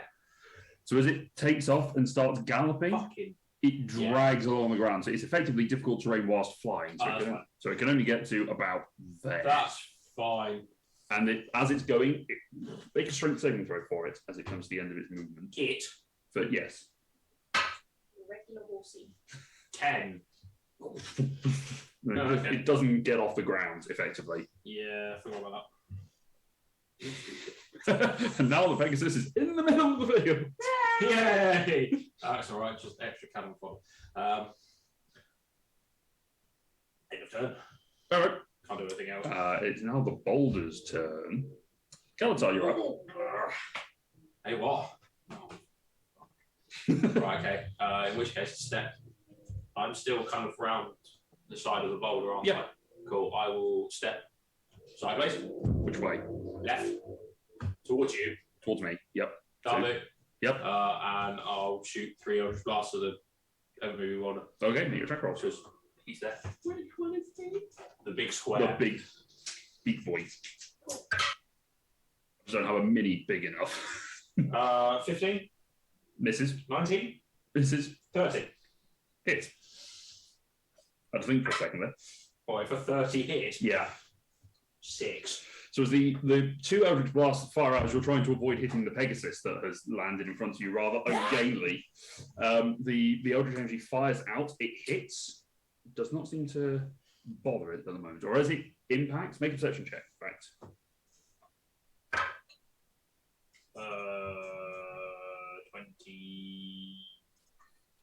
25. Okay. As it hits, there's a crack in the stone that immediately heals over. Oh, goody. It seems that it is still in a regenerative state. I will shout this out as loud as possible for everyone to hear. Okay. I will then take a step back and stay behind this dilapidated thing. Yep. Actually, that is a very fair point of order that I forgot in the previous round. I did say it was difficult terrain for everyone. Although actually, all the melee fighters don't have difficult terrain because they have free cast upon them. So it's only for you and Kafina that makes a difference for. Hence, I could only move one space back. Yep, understood. Kafina, speaking of, did you want to inspire anyone by the way for bonus action or no, anything not else? this time. Okay, Kafina. Are there 4 enemies within 40 feet of each other? Preferably one of those enemies being the ever-moving boulder. Yes. I mean, yes, they are all within 40 feet of each other. Oh, that's tight. Right. Then I guess I'm casting slow. If you didn't, if you weren't sure. So ever-moving boulder and 3 others. What do the 2 that are on the ever-moving boulder look like? They are not within range. It's 100. They're up on its shoulders. They're 300 feet up. Oh, right. But they look like humanoid. They kind of look like driders in the sense that they're like kind of like insectoid lower torsos wrapped in cloaks and crystal protrusions on them. That was it. Yeah, that's what he said. But you could hit. Yeah. All right. Well, you could hit 3 of the elementals and the moving boulder. Yeah. I'll have to go. I mean, I'm prioritizing him, but yeah. I mean, if that's who I'm going for, that's who I can go for. So yeah, that's what I'll do. Whiz save for the lot of them. The moving boulder is a 29. The elementals, and the one at the top there, the white one is an 8, a 17, and a 3. So those guys fell at a 29 down. Like, Yeah, guys been eating fine. his The elementals are screwed. Yeah, he's been eating his Weetabix. Right. Bonus. I'll transfer order, and movement if I can back behind cover. You can go 1 square. That's it. Alrighty then, and you are concentrating upon slow. Are you guys playing the how many conditions can we get on an individual creature? Yeah. Game again. I just want to see how many pipe cleaners you have. Trying to unlock the achievement. DM has run out of pipe cleaners. Does that mean we get a special prize? Yeah, death. to the thing, That right? means that none of us can have any conditions applied to us because Yeah. Oh yeah, I like that thinking. It can't do anything. Well, you're paralysed. So. It's, Only if you've got pipe cleaner on you.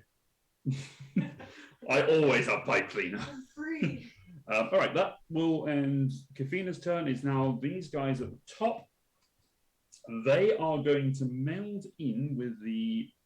They sort of seem to disappear and meld into the stone that is building up around the Evermoving Boulder, and they disappear from sight. At the end of the turn is now the elementals. So this guy who is affected by it, they have got a movement speed of 30. No, that's the wrong person. Earth elementals. There we go. They have a movement speed of 30, so they're just going to move forward 15 feet. 1, 2, 3. 1, 2, 3. And they will dash as they can. Oh, hello. Oh, hello there! I said that wrong. Oh, hello! This one can just go 1, 2, 3, go that way. This one actually is going to disappear underground as it goes in for its last movement. Coward. So it disappears below the surface. So at the end of the turn, the 3 that had to make con saves do so. So the one at the top there is a 23, 21, Pass. and an 18. Fails. Wait. Okay. Where's my bloody? Oh, hang on. No, sorry. There's only 2 of them that were fated. I thought 3 of them were. Oh no, it's just the front 2. Only You 2 of them. succeeded. No, you had 3. Yeah, they all pass anyway. Yeah, so So they're all free and clear. So they're no longer blind. I don't know if that helped or not, but let's just pretend it did. I think it helped up until the point that Asher made herself a target by getting within range. Yeah. And then it's wisdom saves against Kathina. So one at the top is a 14, so that fails. One down here is an 8, that fails. And the one that went underground is a 5. Cool. That brings us to Leela. There's a Dow flying at you. What? Do I know what a Dow is? It's a genie. There is a genie flying at you, Cool. and it's not a friendly one.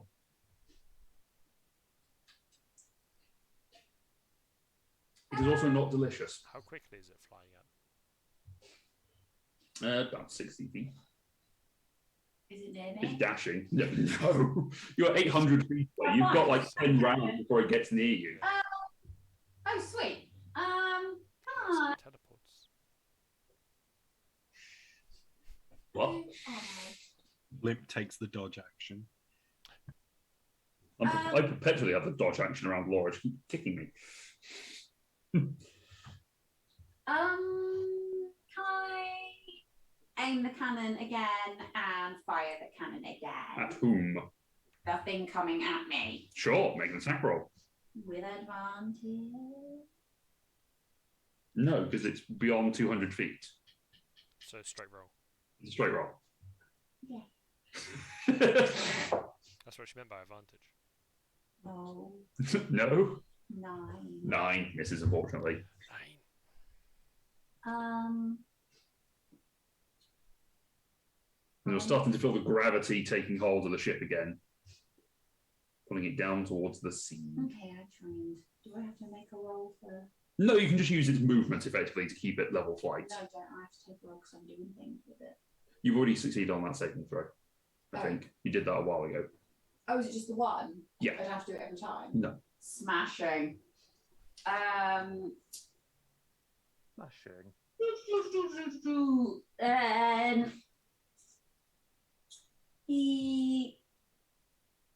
I can try and hit it again. You can do. There'll be a disadvantage. Do I have to aim the cannon every time? Yes. Okay. The aim gives you the next one with advantage. So if you had 3 actions, you can then aim, shoot, aim. Yeah. Turn, shoot again with advantage. Or Yeah. straight roll. Yeah. I'll aim. Okay, so you drop 100 feet close to the sea as you aim and you just feel the gravity Fine. pull the whole thing down. All right. Got 100 feet left. Yeah. It's fine. All right, that brings us back to top of the round, Lyra. Okay. Now, the thing I was going to attack is very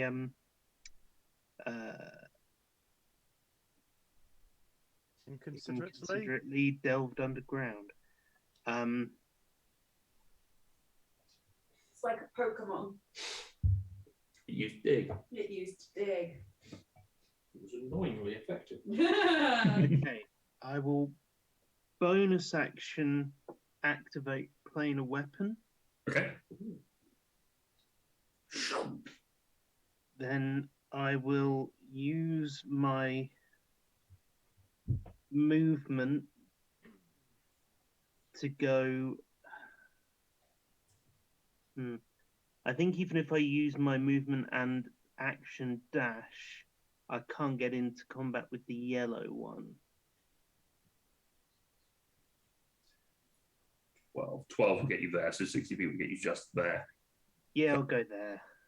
Yeah, okay. So. Okay. Yep. All right, that is your turn, Cedric. Yeah, I didn't really know what to follow up with on this because I don't really fancy getting caught in a hand-to-hand with the two dudes running towards me. So I'm gonna do. Oh, you stag do, didn't you? Hey, what? So I think I'm gonna. Yeah, I'm gonna just play a little bit easier. I think I'm gonna move. Hold on, 5, 10, 15, 20, 25, 30, 35, 40, 45, 50, 55, 60. Perfect. Okay. I'm gonna pop a spiritual weapon against the grey one. Why not? You want to? Yeah. And I will do that at a. What's a good? I'll do that at a 6th level. Ooh, okay. Because that should. I'm hoping. I mean, yeah. What level is Sunburst at? Is that 5th? No, Sunburst is like literally an 8th level spell. That's Oh, literally okay. that was my big bang at the start of the round, or start of Okay. the fight. And I will obviously swing with that, which is 3d8 plus 5. Roll to hit first. I also do need to do that. I forget. But its armor class is reduced by 2 because it's slow. It's probably still not going to hit. 16. 16 hits. Ooh. Armor class naturally is 17. Nice. That's 18 points of force damage. Points of force damage to elemental B. And then is anyone? No one's actually really attacked the Evermoving Boulder, have they? I mean, you did, but Yeah. Kelatar took a shot and Leela took a shot with the cannon. You know what? I'm going to use that ability that I never really get to use. I'm going to use my Channel Divinity and give it vulnerability to the next attack. Okay. I will point out, Kelatar did shout out that it appears to be in a regenerative state. So it's not taking, it didn't appear to take damage. At all? It did not appear to. Or whatever damage it took, it seemed to instantly heal. Well, Yeah, so Presently. So if he made it vulnerable. It would be weak against the next type of damage that it took. Yeah, it would take double damage basically. But, I don't want to do that knowing that. I'll do that for the yellow thingy. Doing it for this elemental. Yeah, that's the word. Elemental was the word I was after. Thank you. Okay, cool. That is. Oh, in fact, I'm gonna run back across again. Okay. I feel a bit exposed out there. Okay, and I am a 10. What's the range on that part of the grave? That's a great question. I didn't actually find it when I said I was doing it because I couldn't find it anywhere. Come back to me in 2 seconds so I don't hold everything up. All right, Foundling. Well, that's kind of inconvenient because I'm planning to use my movement to get up into melee Okay. with yellow base and start hitting It would not reach it, in fact, because it is only 30 feet. So instead, I will use my dash action and I will keep going straight down. Okay. You basically get behind Kafina. Perfect. All right, Foundling. So yeah, I've got 55 feet of movement. I'd like to use it to move into melee with the yellow base one and, if possible, round towards the ever-moving boulder side. That's 9 to get you there. So I've got 2 more squares. There we go. That'll do. Yep, go for it. Okay.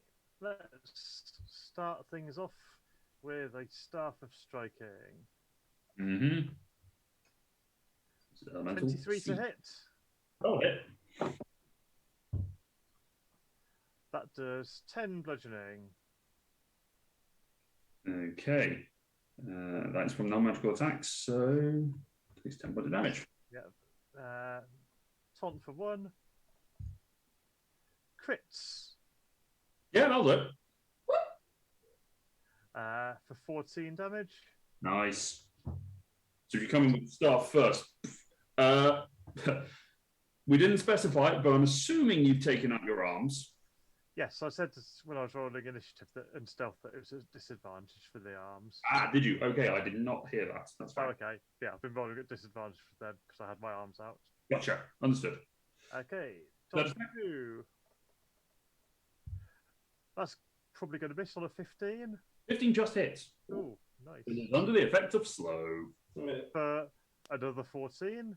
So if you come in, the first one, the staff, crack it up there and get the burst of energy that comes from it, striking twice more with the tonfas, it really slow to react. Third, final attack or fourth attack? Pick. Yep, that's better. 25 to hit. Yeah. Ooh, max damage, and that's 15. Nice. Another 15 points of damage. And I'm then gonna flurry of blows. Jesus. Okay. Oh, this is what I do. I know. One's doing one thing. Why am I supposed to this? And I'm strike 1, 18 to hit. Yeah, hits. For 10 damage, and can it make a dex save or be knocked prone? Maybe. Probably not, because it's going to be a disadvantage because I'm slow.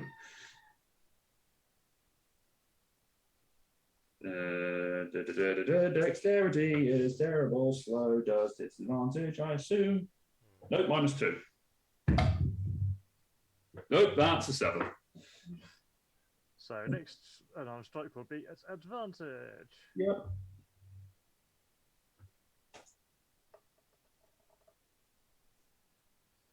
Yeah, another 23 to hit. I'll do it.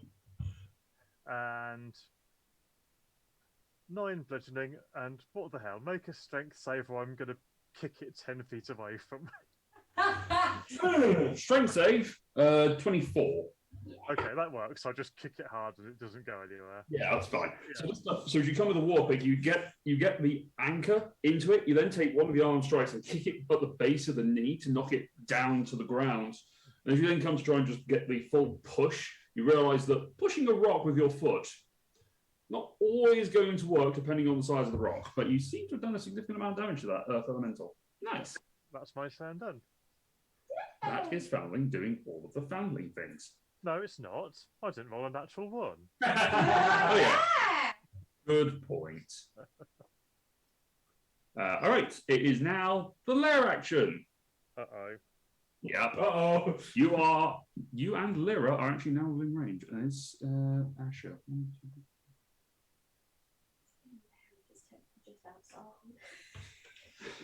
I mean, it's a big thing. Asher is just out of range, so I need for Foundling and Lyra to make Constitution saving throws, please.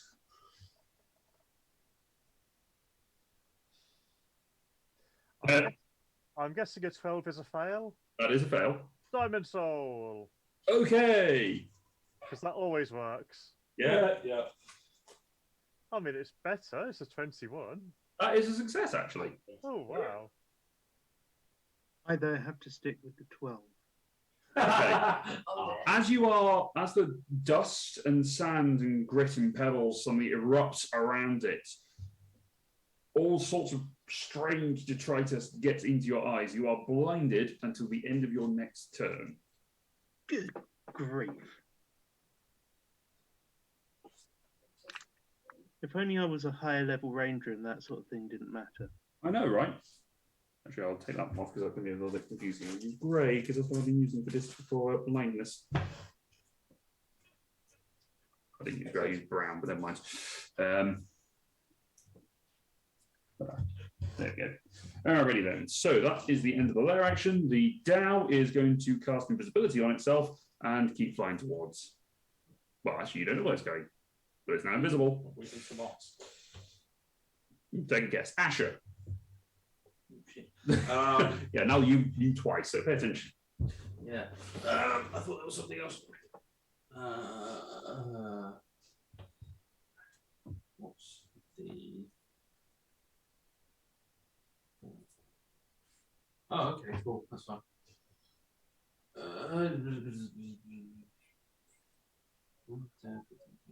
Okay, fine. Cool. I really cannot get anywhere near anything because actually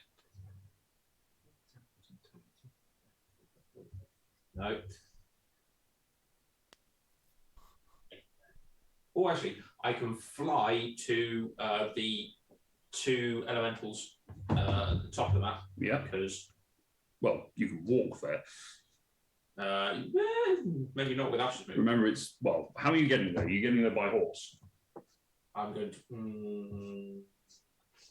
Because even flying is difficult terrain at the moment. Yeah, no, that's what I mean.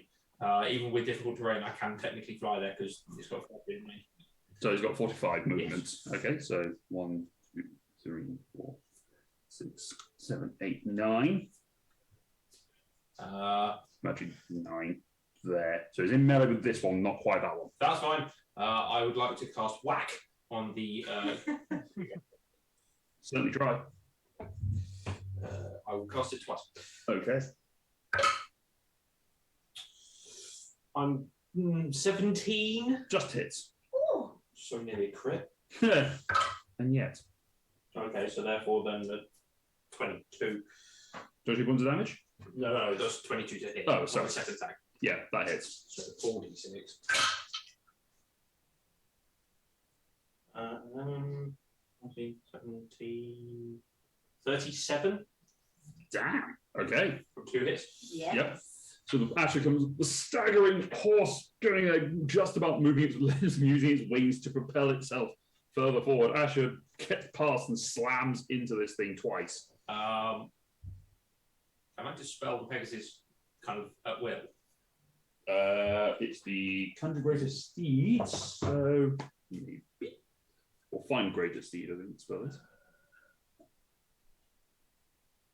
What's mounted on it? You can make any spell you cast targets. Any spell you cast that targets only you also don't mount. You can dismiss it as an action. Yeah, okay. I'll keep it. That's fair. Anything else you done? No section. No, because I haven't got a second weapon. You've got a big weapon. Huh? You've just got a big weapon. Yeah. There's not much point in raging now because. No, I'm done. All right, Kalatar.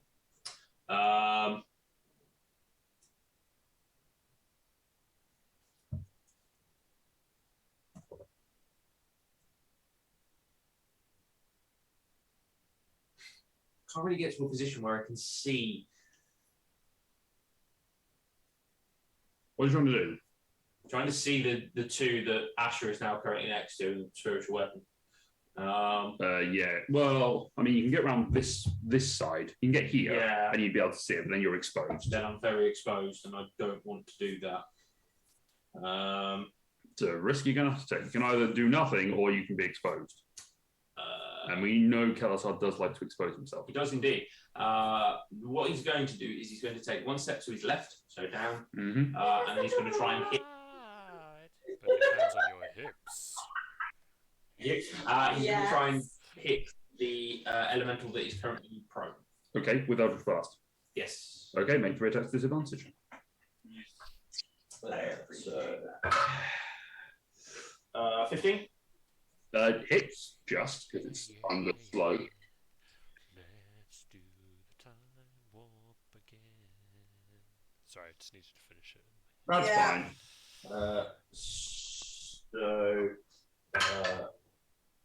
That is 10 points of damage from the first one. Okay. Second, many more, because 25. Yeah, with disadvantage. Damn. Yeah, or 13 and 18. Yes. 8 points of damage. Okay. And then third attack is a natural 1. That misses. So having taken your 2 shots at it, and it seems to have moved it ever so slightly, the third shot then sort of skims off the armor and almost hits Foundling, just dodging out of the way. No, you can't deflect that Foundling.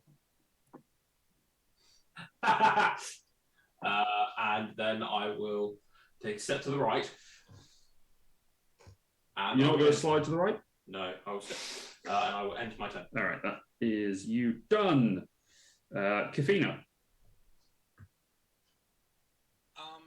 So from the description, Kalatar quickly screamed out about the Evermoving Boulder regenerating. Would I recognize that as something that could maybe be overcome with, say, either Chill Touch or Dispel? You have no idea. No idea, because I didn't see it myself, so I really wouldn't. You haven't seen it. You also don't. You have no idea how he's regenerating like this. Right. For my action, then I'm gonna try and see. I mean, I know it's necrotic damage, chill touch, but I mean, its little ethereal hand touches him, so hopefully I can see whether or not the spell ends up working. But that's what I'm casting on him. So actually, I don't think that one's a save. Sorry, I think that one's a The ranged attack roll. Yeah, that's it. So where's my button?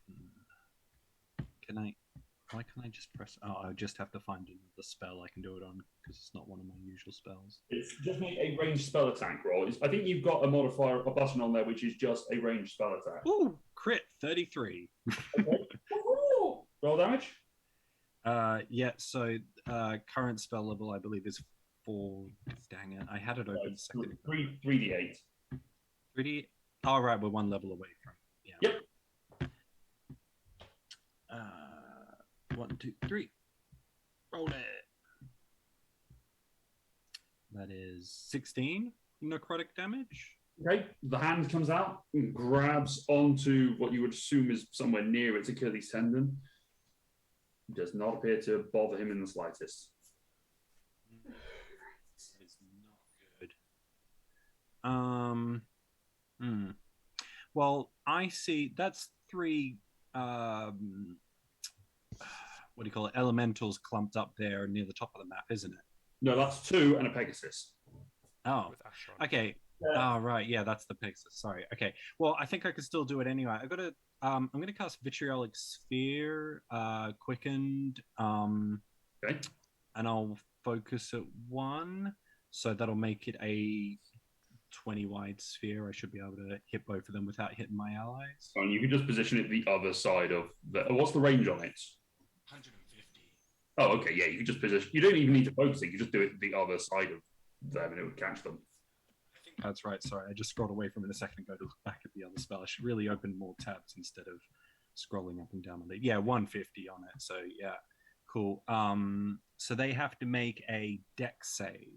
Which one's this? Vitriolic Sphere. Yeah, actually, yeah, I focused at 1 already, so I'll change my decision. But yeah, Vitriolic Sphere, level 4 evocation. Yeah, so dex save. So for the one that is slowed, there's a natural 20, so 17. The other one is a 18. Yeah, still fails. Okay. What's your DC at the moment? 19. 22. How the hell is it 22? So I've got a few items that are buffing it. The Archmage one buffed it up. My something else buffed it up, and then I also read that book that gave me the ability to go to like higher charisma. I mean, it says 22 on here. Okay. Yeah, well, it's going to be the thing. The Mizzing because it plus 1. Okay. Yeah. Yeah, that was the other thing. Yeah. Yeah. Okay. Okay. So acid damage. Yes, it's going to take 10d4 acid damage now and 5d4 at the end of its next turn. Mm-hmm. Go team, go. Yes. Oh no, the virtual dice won't land. Just land. Okay, cool. 20. 20 points of damage. Okay. Yeah. And yeah, delayed acid damage at the end of the next turn. Ready? So as you throw that burst of energy, it sort of flies out in a small bead. It flies past the Pegasus, lands, and balloon just rapidly expands and engulfs them. Okay, anything else? All I've got left is movement, so back behind cover I'll go, and that'll be me. Alrighty then. It is now those things that you saw before. They appear about 100 feet off the ground, and they are going to use their. No, they're gonna wait. So, Earth Elemental turns. So this one's going to move away from the thing, and is going to just sort of encroach around Asher. However, it's slowed. It only gets 1 attack. So that is going to be a slam. No, 17. Misses. The other one gets 2 slams. Nope, worse. Misses. The highest of those was a 13. Oh. This one's going to stand up, which uses pretty much all its movements, and it's going to throw a very slow punch at Foundling.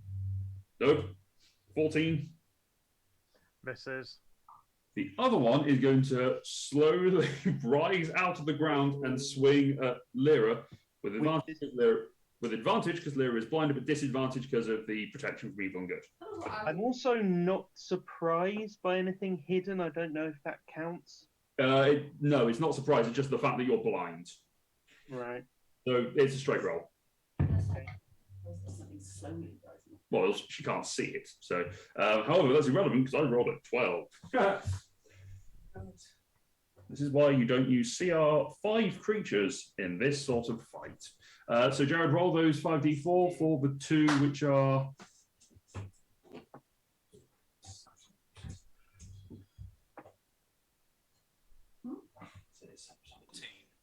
14. All right, that will end the turn there. Oh, actually, they have to make various saving throws, don't they, from various things.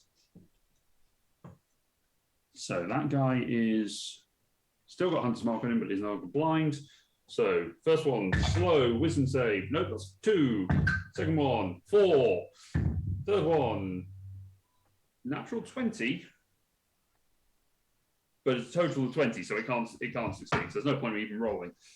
All right, that will end their turn. Brings us to you. Hi. See invisibility. You're casting see invisibility. Okay.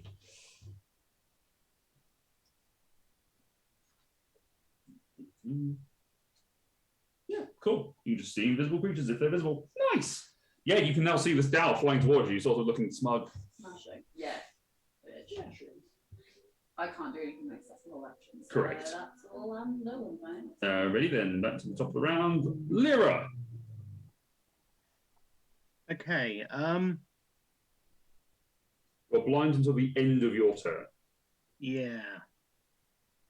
I am going to take the dodge action. Okay. Stay where I am. All right, I'll put that there because that was actually where it was. Okay, that is the end of your turn. You blink a few times, you duck behind your shield and sword, and there's a very slow earth elemental right next to you. Cedric. I will come out of my cover and I will go try join Asher in her fight, seeing as we. As you step out round the corner, Yeah. one of the ones that is waiting is going to use its staff and take 2 shots at you. Sure thing. And use its psychedelic orb at you. Psychedelic. It's going to fire 2 glimmering orbs in your direction. 20 man. I need you to make 2 wisdom saving throws. 2 wisdom saving throws. First one is 25. Second one is 26. You're fine on both of those. Never mind, carry on with your life. I will continue to proceed with my storming into complete danger. That is excellent. I will use. I won't use an action. I will instead cast. You know what? I'm just going to do a little cheeky Sacred Flame. Can it make a dexterity saving throw, please? Which one? The grey one, please. All right. That is a 14. Nice. It will take some damage. It would take 24 points of radiant damage. Is that max damage? No, no. One of my abilities gives me +5 or something on top of my cantrips, so that's why it sounds like it's much damage, but it's not. Then I will also swing with the spiritual weapon. Can I nudge it slightly closer because I feel like it's not? I presume it's that D8. Yeah, it's that green D8. Yeah, cool. I will swing dingly ding, dingly do as I scroll through. Why are all my spells so far away from each other? Spiritual weapon, swinging away. 26 to hit. Yeah, I'll do it.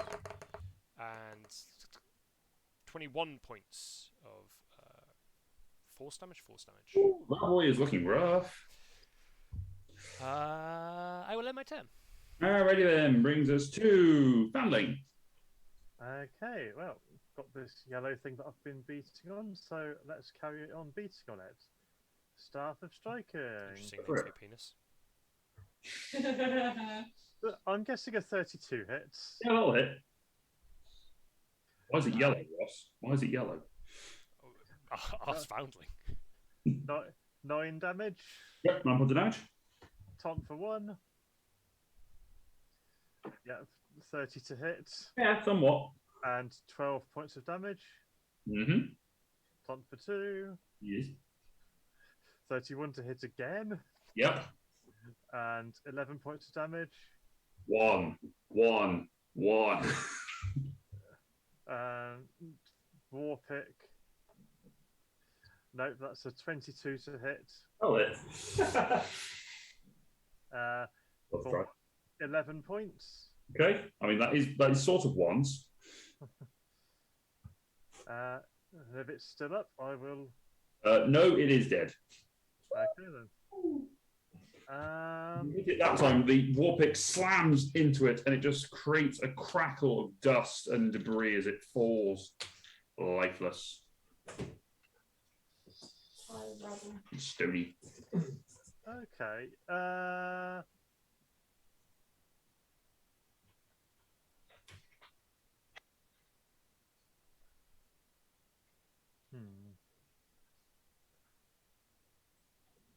Yeah, I'm going to move up into melee with the ever-moving boulder and flurry of blows the boulder. Okay. The boulder. Knew that was coming. Make your attack rolls. First, an arm strike. Yeah, only a 12. Misses. And second one. Oh, that's better. 29. Hits.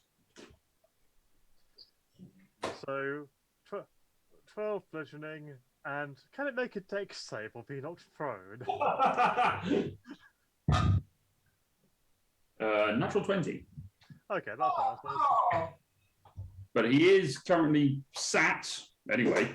So as the strike, sitting down. Okay. Yeah, sitting down. So as the strike, just pushed it in the hip. Yeah, you hit it in one of its chunky thighs, and as you strike, Charlie horse. Yeah, you feel the chip of. You see the chip of stone come off and then get immediately replaced by increasing stone mass. So you're starting to see that this is almost like a protective shield that is around it whilst it's regenerating. This is the first time you've fought a visionary relatively soon after one had been defeated. So it seems to be that it was still respawning when you came to it. Ah, interesting. So that is the end of your turn. It's now a lair action, but unfortunately the other lair action doesn't affect anyone. So it's now the Dow, who does not suspect at all that it can be seen. Just going to keep on trundling away. How far out is it now? Let's go. Let me just double check its fly speed. That's an earth elemental. It has no flow speed. It falls into the ocean and drowns. It's a rock. It becomes self-aware. Looney Tunes style. Yeah. So it is flying. It has flown. So about 150 feet closer to you. So it's 650 from you. So, you know, imminent danger. Asher. Whack. Same one. Okay, well, the grey or the green? Green one. Okay. So first hit is 28. Yes. Oh wow. 14 damage. 14 points of damage, yep. Before the second one, Ash would like to rage. Okay. Because that is a rage noise. That's how I rage. Because, quote, level 5, angry one. Yeah. You, 21. Mm-hmm. So, 5, 6, 7. Plus 2. 9. 24 points of damage on the second one. Okay. As action bonus. Yeah. All right. Don't want to use movement because there's no point. It will be the Evermoving Boulder turn. Kaltar. I will take 1 step back out and I will fire 3 Eldritch Blasts. As you do, the other one has a shot at you and is going to take 2 shots towards you. Go for it. Make 2 wisdom saving throws for me. Ew. Yeah. Your favourite. I mean, wisdom saving throws are not too bad, but 23 Success. and 18. Fail. No. So you take, as this glimmering orb flies towards you, the first one you manage to shrug off. The second one hits you square in the face. And you take 27 points of psychic damage. Ow. And I need you to roll a d6 for me. A d6. A d6. What's that to him? One of these guys. 6. 6. You are stunned. Okay, so I step out. I do nothing. Yep. I end my turn. You are stunned until the start of its next turn. What, 2 little things? Yep. What? Do we know what they are? You have no idea what they are. You've never seen them before. And you're nowhere near them anyway. I just wondered. So, Kafina, you see Kalatar step out, looking heroic as ever, and then sort of stop. Kafina, it's your turn. I was about to say, so seeing as 2 of my friends just stepped out and got shot at right in front of me, my first point of action will be to cast Mirror Image, even though that would make no difference against that attack, but I don't know that. Okay, Mirror Image upon yourself. Yep. Are they within 90 feet of me, these tiny little doodads? No. Oh, snaps. But how far are we away? Well, there are 100 feet. They're at least 100 feet along the ground, 100 feet up. Oh, they're still... Jeez, okay. I thought they'd come down a bit more than that.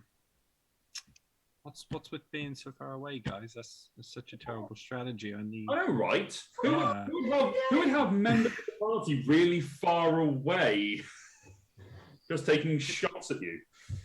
Yeah. Good times. Geez. All right. And then the other guys are annoyingly flanked. I'll probably just go ahead and throw a chill touch, 1 each at those guys around the Pegasus at the moment. 1 each. You can do 1. I'll quicken to use my bonus for another one. They're both it's a cantrip. Cast Mirror Image on yourself. Oh, I didn't know. Right, just the white one then. Okay. Sorry, it's attack. Oh no, is it save? Damn it, I'm forgetting. The tank roll, Jared. Thank you. This last round. All right. Yeah. I know Chill Touch, the terrible thing, which is neither cold damage nor touch. 17. 17 hits. Woo! That's. Oh, dang it! Don't know. Click 1 too many. Now I got to cancel out and do it again. I should just add every spell to my spell list, and then that way I don't have to go through this. 15 necrotic damage. Okay, so if you reach up to Chill Touch, this one crumbles away. Ooh. Nice. Alright then, that is your action bonus action. Not moving. I mean, yeah, no, just staying behind cover if I'm not already. Yep. All right. It is now their turns. The Spawn Seers.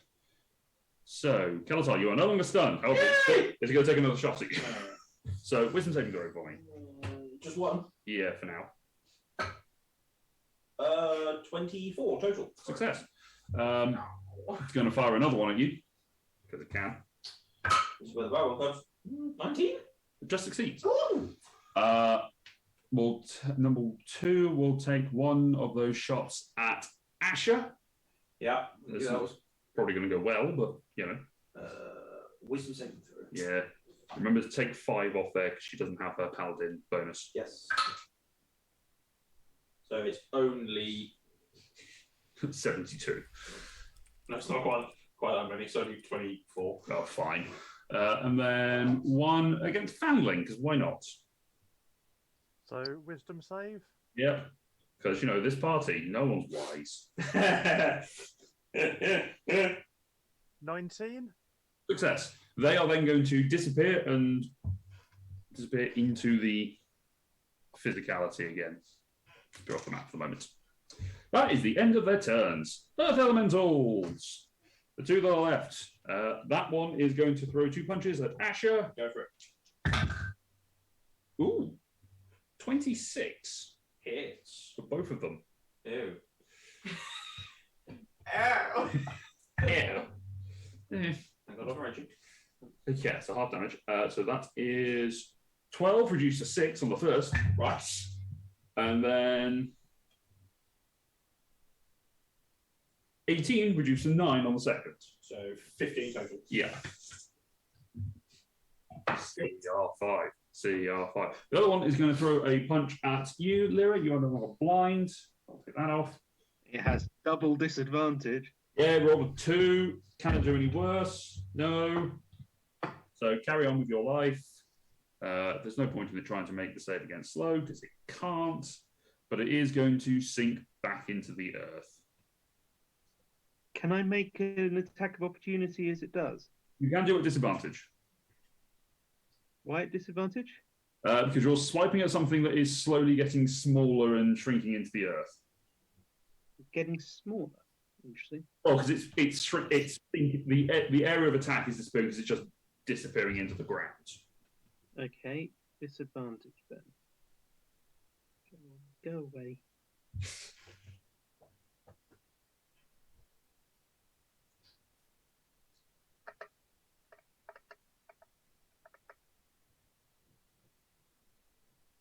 $21.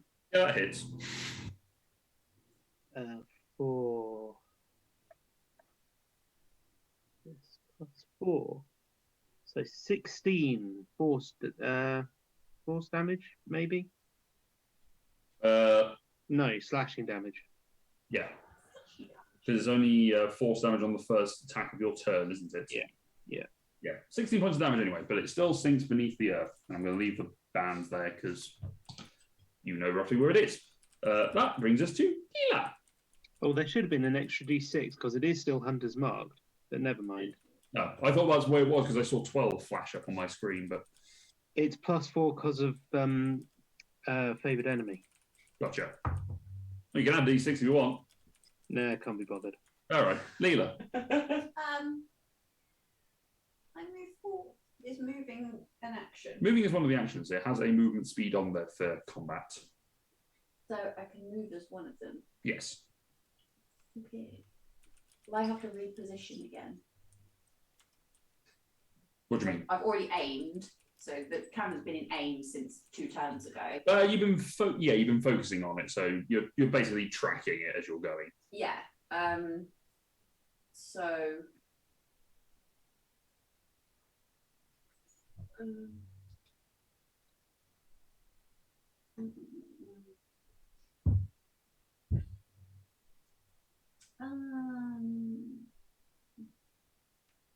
What's this? Oh, 95 feet. So in one action I can move 95 feet. Yes. Okay, I'll move 95 feet. They're going to do movement once per turn. Yeah. So, Yeah. But if I move, do I have to aim the cannon again? No, I'll say that because you were aiming it previously, you used one of the actions to aim it. You're just sort of tracking it as you're going. Yeah. So I move 95 feet closer to it. Yeah. And take a shot at it. Yeah. Yeah. Cool. Yeah, do that. Cool. Straight roll because you're not within 200 feet. Yeah. You're about 550. Unnatural 20. That'll hit. Yeah. Oh dear. Captain Wall. That's intelligence, so yes. Yes. Uh-oh. 16? Makes it. Okay. 21 points of psychic damage. Nice. So as you see it flying towards you, looking rather smug, you just about make out as the psionic cannon Can I do a little wave? Yay! through the way. It can't see you. I'm going to do it anyway. I know, it makes you feel better. I can You see see this large genie flying towards you. It suddenly just the headache that it suddenly got. Bit of a nosebleed just sort of trickles down. It turns to dust. Wow. It does.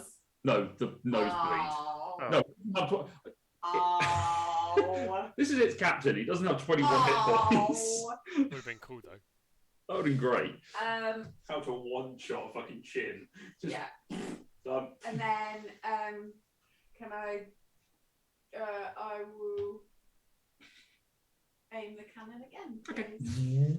Just keep tracking it. Yeah. No worries. Double around Lyra.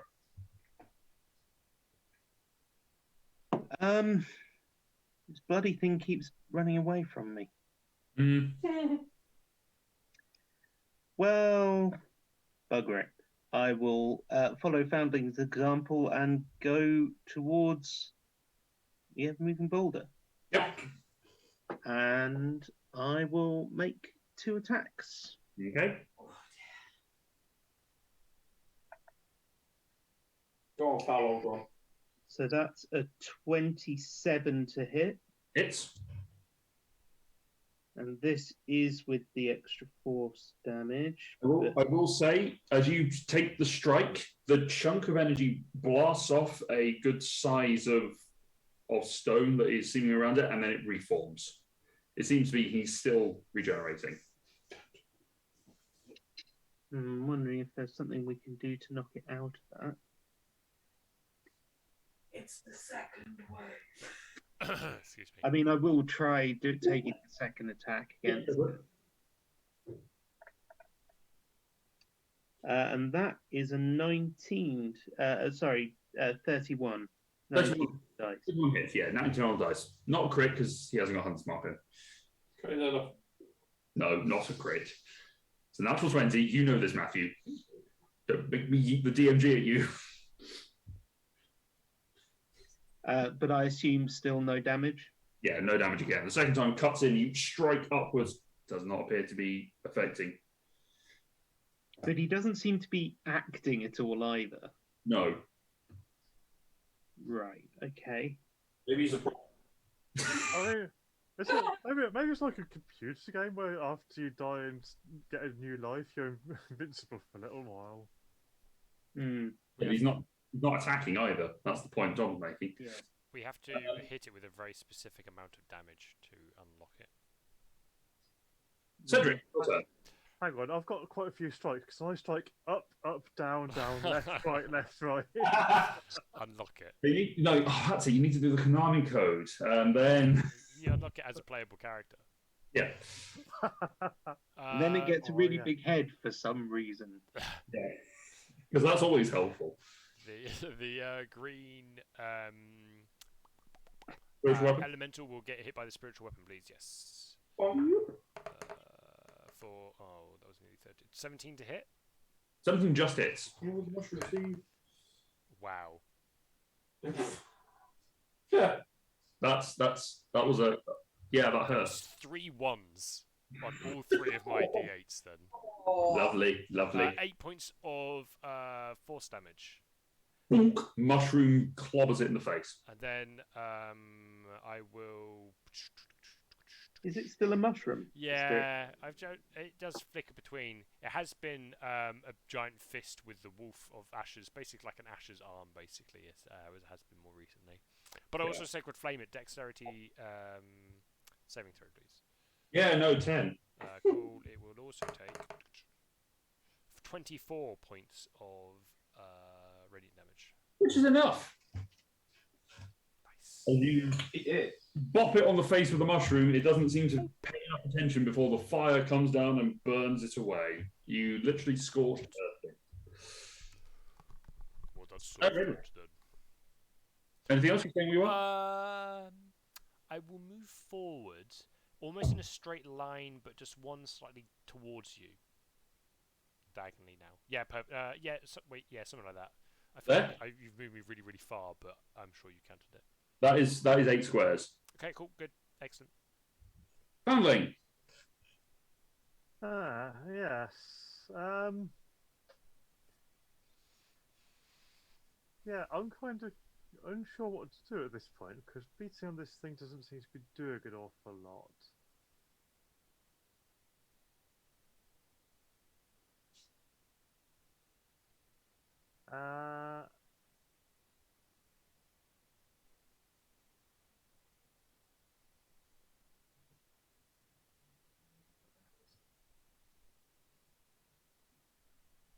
Okay, I'm going to use my movement to go and stand next to Lyra. Okay. That was difficult. I'd actually like to move away from the boulder, so I'm directly below there on there. Yeah. Yeah. Yep. Does it make an attack of opportunity? No. Okay. Trying to goad it into attacking. Call it mean names. But I will point out the last time you fought it, it did have a much longer reach. Yeah. Okay. Okay. I'll move one more square to the right, and then I will hold my action to attack if the other elemental pops up out of the ground again and comes within reach. No worries. All right, it's now the lair action. So I need 4. Lyra, Foundling, Cedric. Yep. Constitution saving throw. Is the lair action that he wakes up now? That's a fail, Foundling. It would also be a fail for me then, I presume. Ooh. Diamond Soul. Okay. Oh, yeah, no, it's fine. I mean, it's better. It's better and it's a success, actually. Hey. So Cedric and Lyra. Diamond Soul's working. What's going on? We haven't rolled a 1 yet either, so something has happened. So Cedric and Lyra, you get dirt in your eye and you are blind until the end of your next turn. Oh, okay. Cool. Alright. Alright then, that ends. That's the lair. Captain Wall is pissed off with the fact that it's been shot at, so it's going to fly. It's going to keep flying, getting closer, but only like 60 feet, so still 400 feet away. Hey. Still over 400 feet away from you. Asher. Asher is going to effectively fly, or the Pegasus is basically going to leap. Yeah. As it can, up to the Evermoving Boulder. And Asher is going to attack twice to maintain rage. Okay, make your attack. 21. Yeah. 22. Yeah. That does nothing. That's fine. Kalatar. Kalatar is going to walk forward. Okay. As far as he can, because There. he can't walk very far because of difficult terrain. Yep. How far away is Captain Wall? From you? Yeah.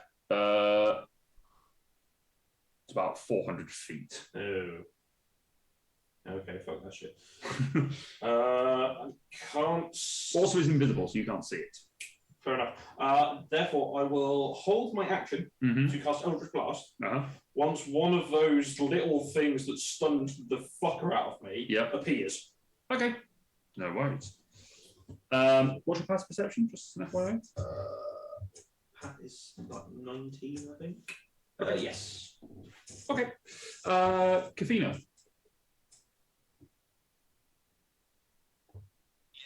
So, got things to do. Yeah, I'm still really stumped about this.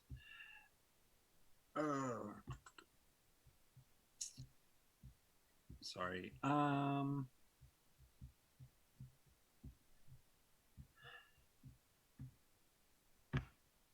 Can I just move out into the open and hold an action for mind? No, that's not far enough. Bear in mind, you're holding an action to cast a spell. You'll drop concentration. I know, but there's only got one guy with slow on it, and he's about to get popped, I think. So yeah, I'm just gonna hold my reaction to cast. Actually, yeah, okay. So that's right. That's what I was meaning to ask. Those guys that have been popping in and out of the Evermoving Boulder, is it always in and out of the same spot? No. Yeah. Annoying. Yeah. All right then. You know what? I'll hold action for them to pop out, and damn it, actually, yeah, I'll just say chill touch just so I can stop taking up time. Okay, so you drop concentration on slow. Yeah. And chill touch is held. Okie dokie. It's now their turn. And they do both reappear behind you. So both of you do get to make your attacks, but at disadvantage. Yeah. That's unexpected. Yeah. 23 on the first. Hits. For 6. Okay. 15. One second. Misses. A little that way around just to make it easier. And 20. Hits. 6. So 12 points of damage. Yeah. First one. Kafina, what was your hit? 26. Did you roll disadvantage? Oh, snapples. I'll roll the other half of that now. 23. Yeah, that hits. Roll. What was the damage? Damage was 16 necrotic. Okay, cool. I scream when this happens, by the Right. way. So both of them appear. They're going to use one psychedelic orb on each of you, so make wisdom saving throws.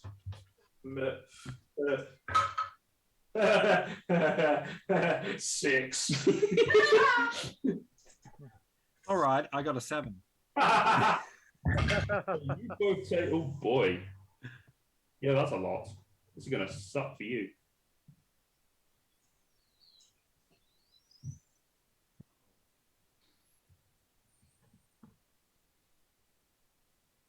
Both of you take 42 points of psychic damage. Okay, it wasn't quite as it was going to be. And then both of you roll a d6. 4. Okay. Roll a d6, sorry. Yes. D6. Come on. 5. So, Kafina, you are stunned. You are frightened. Yeah. Okay. Different. So, I mean, Frightened seems appropriate. and Kafina is stunned, which means all concentration vanishes. I'm just going to use this yellow for stunned, and you are stunned until the start of their next turn, or this effect affects you until the start of their next turn. They are then going to make a melee attack against each of you. So yes, I know, Jared. Roll a d20 to see whether or not it hits you or an image.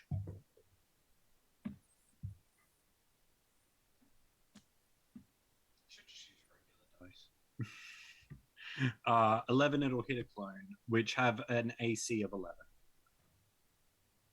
Yeah, 10, 18. So yeah, it's not a clone, no problem. Against you, Kelatar, is 19 to hit. Yes. Okay. So that is Melee attack, yes? yeah, melee attack. Ooh. It takes Deal with that in a second. Let me do the damage first. That's fine. 12 points of bludgeoning damage. 12. Yes, Okay. and So I don't know if there's going to be an 18 points of radiant damage. Ow. And as it hits you, Oh no, I'm resistant. So 9 points of radiant damage. So and as it hits you, it knocks you prone. that's 9 points back onto there. And this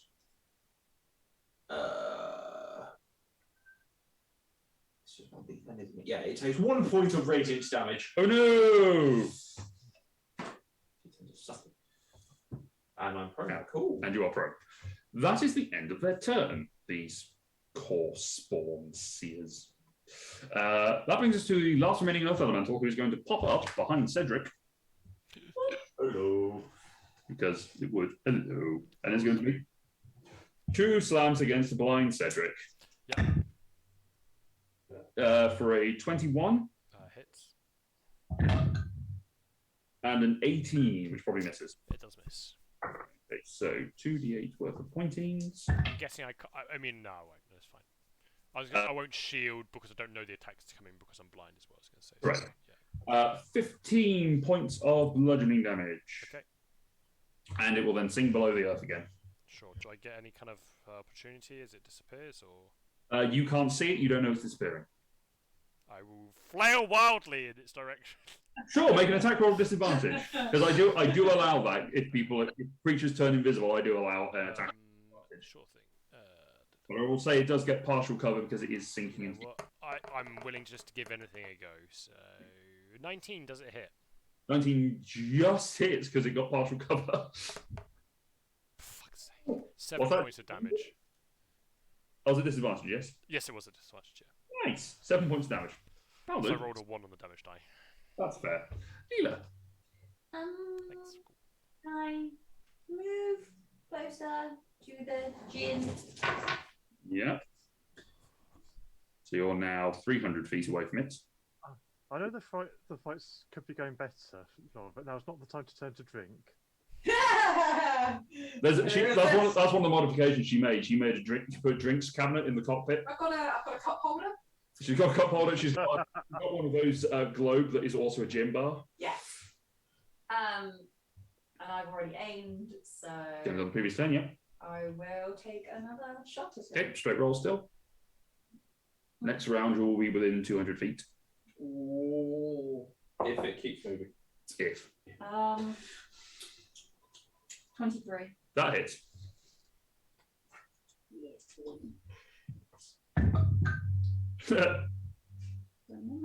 What? Well, I rolled a 9 on the intelligence save, so this is going to be bad. 0 is 10, right? Yep. Guys, 3 zeros means 30, right? Definitely. 22 points of psychic damage, and it's stunned Yep. until the end of their next turn. Yep.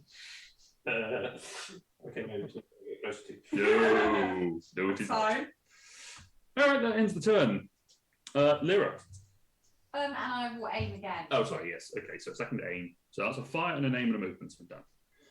Lyra, at the top of the round, you found... Actually, you're blind, so you don't see this, but Foundling, actually, everyone that's close there feels it. Oh, dear. Yeah, it moves. As the head pivots, and there was a loud, thunderous cracking sound as the shell that is surrounding it spreads up the body. Ooh. And it starts to break and shatter. I need everyone who is within... Actually, in fact, that would just be Asher, the Pegasus, Lyra, Foundling, and Cedric to make a Constitution saving throw, please. I've been doing so well at these tonight. I know, right? I will add my D10 to it.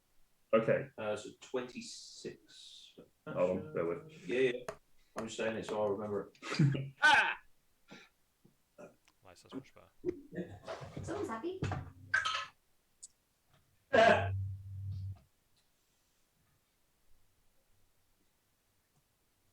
Okay, so Asher? 26.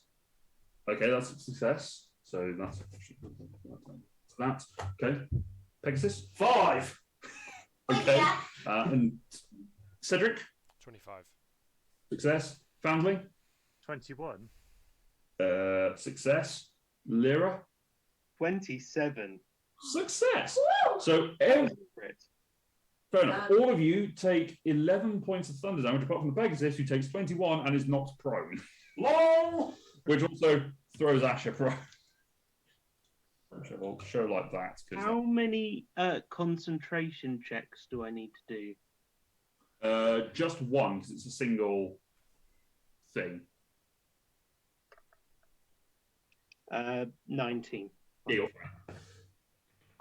But as this thunderous crack of energy comes away from it, this sort of cacophonous sound as the plates tear and start to rip away from each other, you realise that he's awake. Oh, really? And he's starting to move as he lets out a tremendous growl. Good. And that is where we will pick up next time. Ooh. Yeah. So wait, he was just asleep the whole time, and now we've woke him up? Yeah. Yep. We're in trouble. Hey, I mean, I understand what he's saying if he's saying anything with his growl. Is his growl like 5 more minutes? Snooze button. Alrighty then. Cool. Alright then. Thanks, guys. That was interesting. Yay! I will take a picture. I will do that later. I will unspotlight this because then everyone can see. Me. Adio. It's me. Oh, it's a giant Jared. Giant Jared. Giant last. Speaking last. I mean, I'm already giant, so. So we shall pick that up next time, and we'll see how the party gets on against the Evermoving Boulder now that he's woken up from his nap. Yes, so and hopefully some of us will be in person, and that'll be nice to share that time with everyone. We will set it up so that people can see it remotely, and we'll try and keep it so that you guys can see it as well with this combat camp, because this seems to work pretty well. So thank you very much for joining us. Check out our Twitter, Eat Crit Survive. Check out our Instagram, Eat Crit Survive, for various. Followed it just a moment ago. Thanks, Ross. For all the various board game and D&D shenanigans that may be on there. Also check out our YouTube channel for our previous one, and also like and subscribe and follow us on Twitch if you are still here watching us now, because it's in that corner, probably. No, it's almost like that corner. Wait. Oh, sorry. I was watching on the stream as well, and you were pointing in multiple angles. I was very confused. Yeah, you were right on the second one. It's around there somewhere. It's over here, down there. Around do that. Edge. Yeah. Like, follow, subscribe, etc. Do all those fun all the things. social medias. Yeah, come say hi. Interact with us. We are very friendly. Mostly. Yes. What? Have we got time for a terrible joke? Go for it. No, goodbye. Until next time. Go on. What do you call a werewolf YouTuber? I don't know. Go on. A like and subscribe. And on that terrible pun, it's not even mine. we will accept if you don't come back next time. We understand. We understand. However, please do come back. Come back and support us. Come say hi. Chat to us in chat and come just talk to us. We're friendly. Take care of yourself. Stay safe out there. We'll see you soon. Good night, everyone.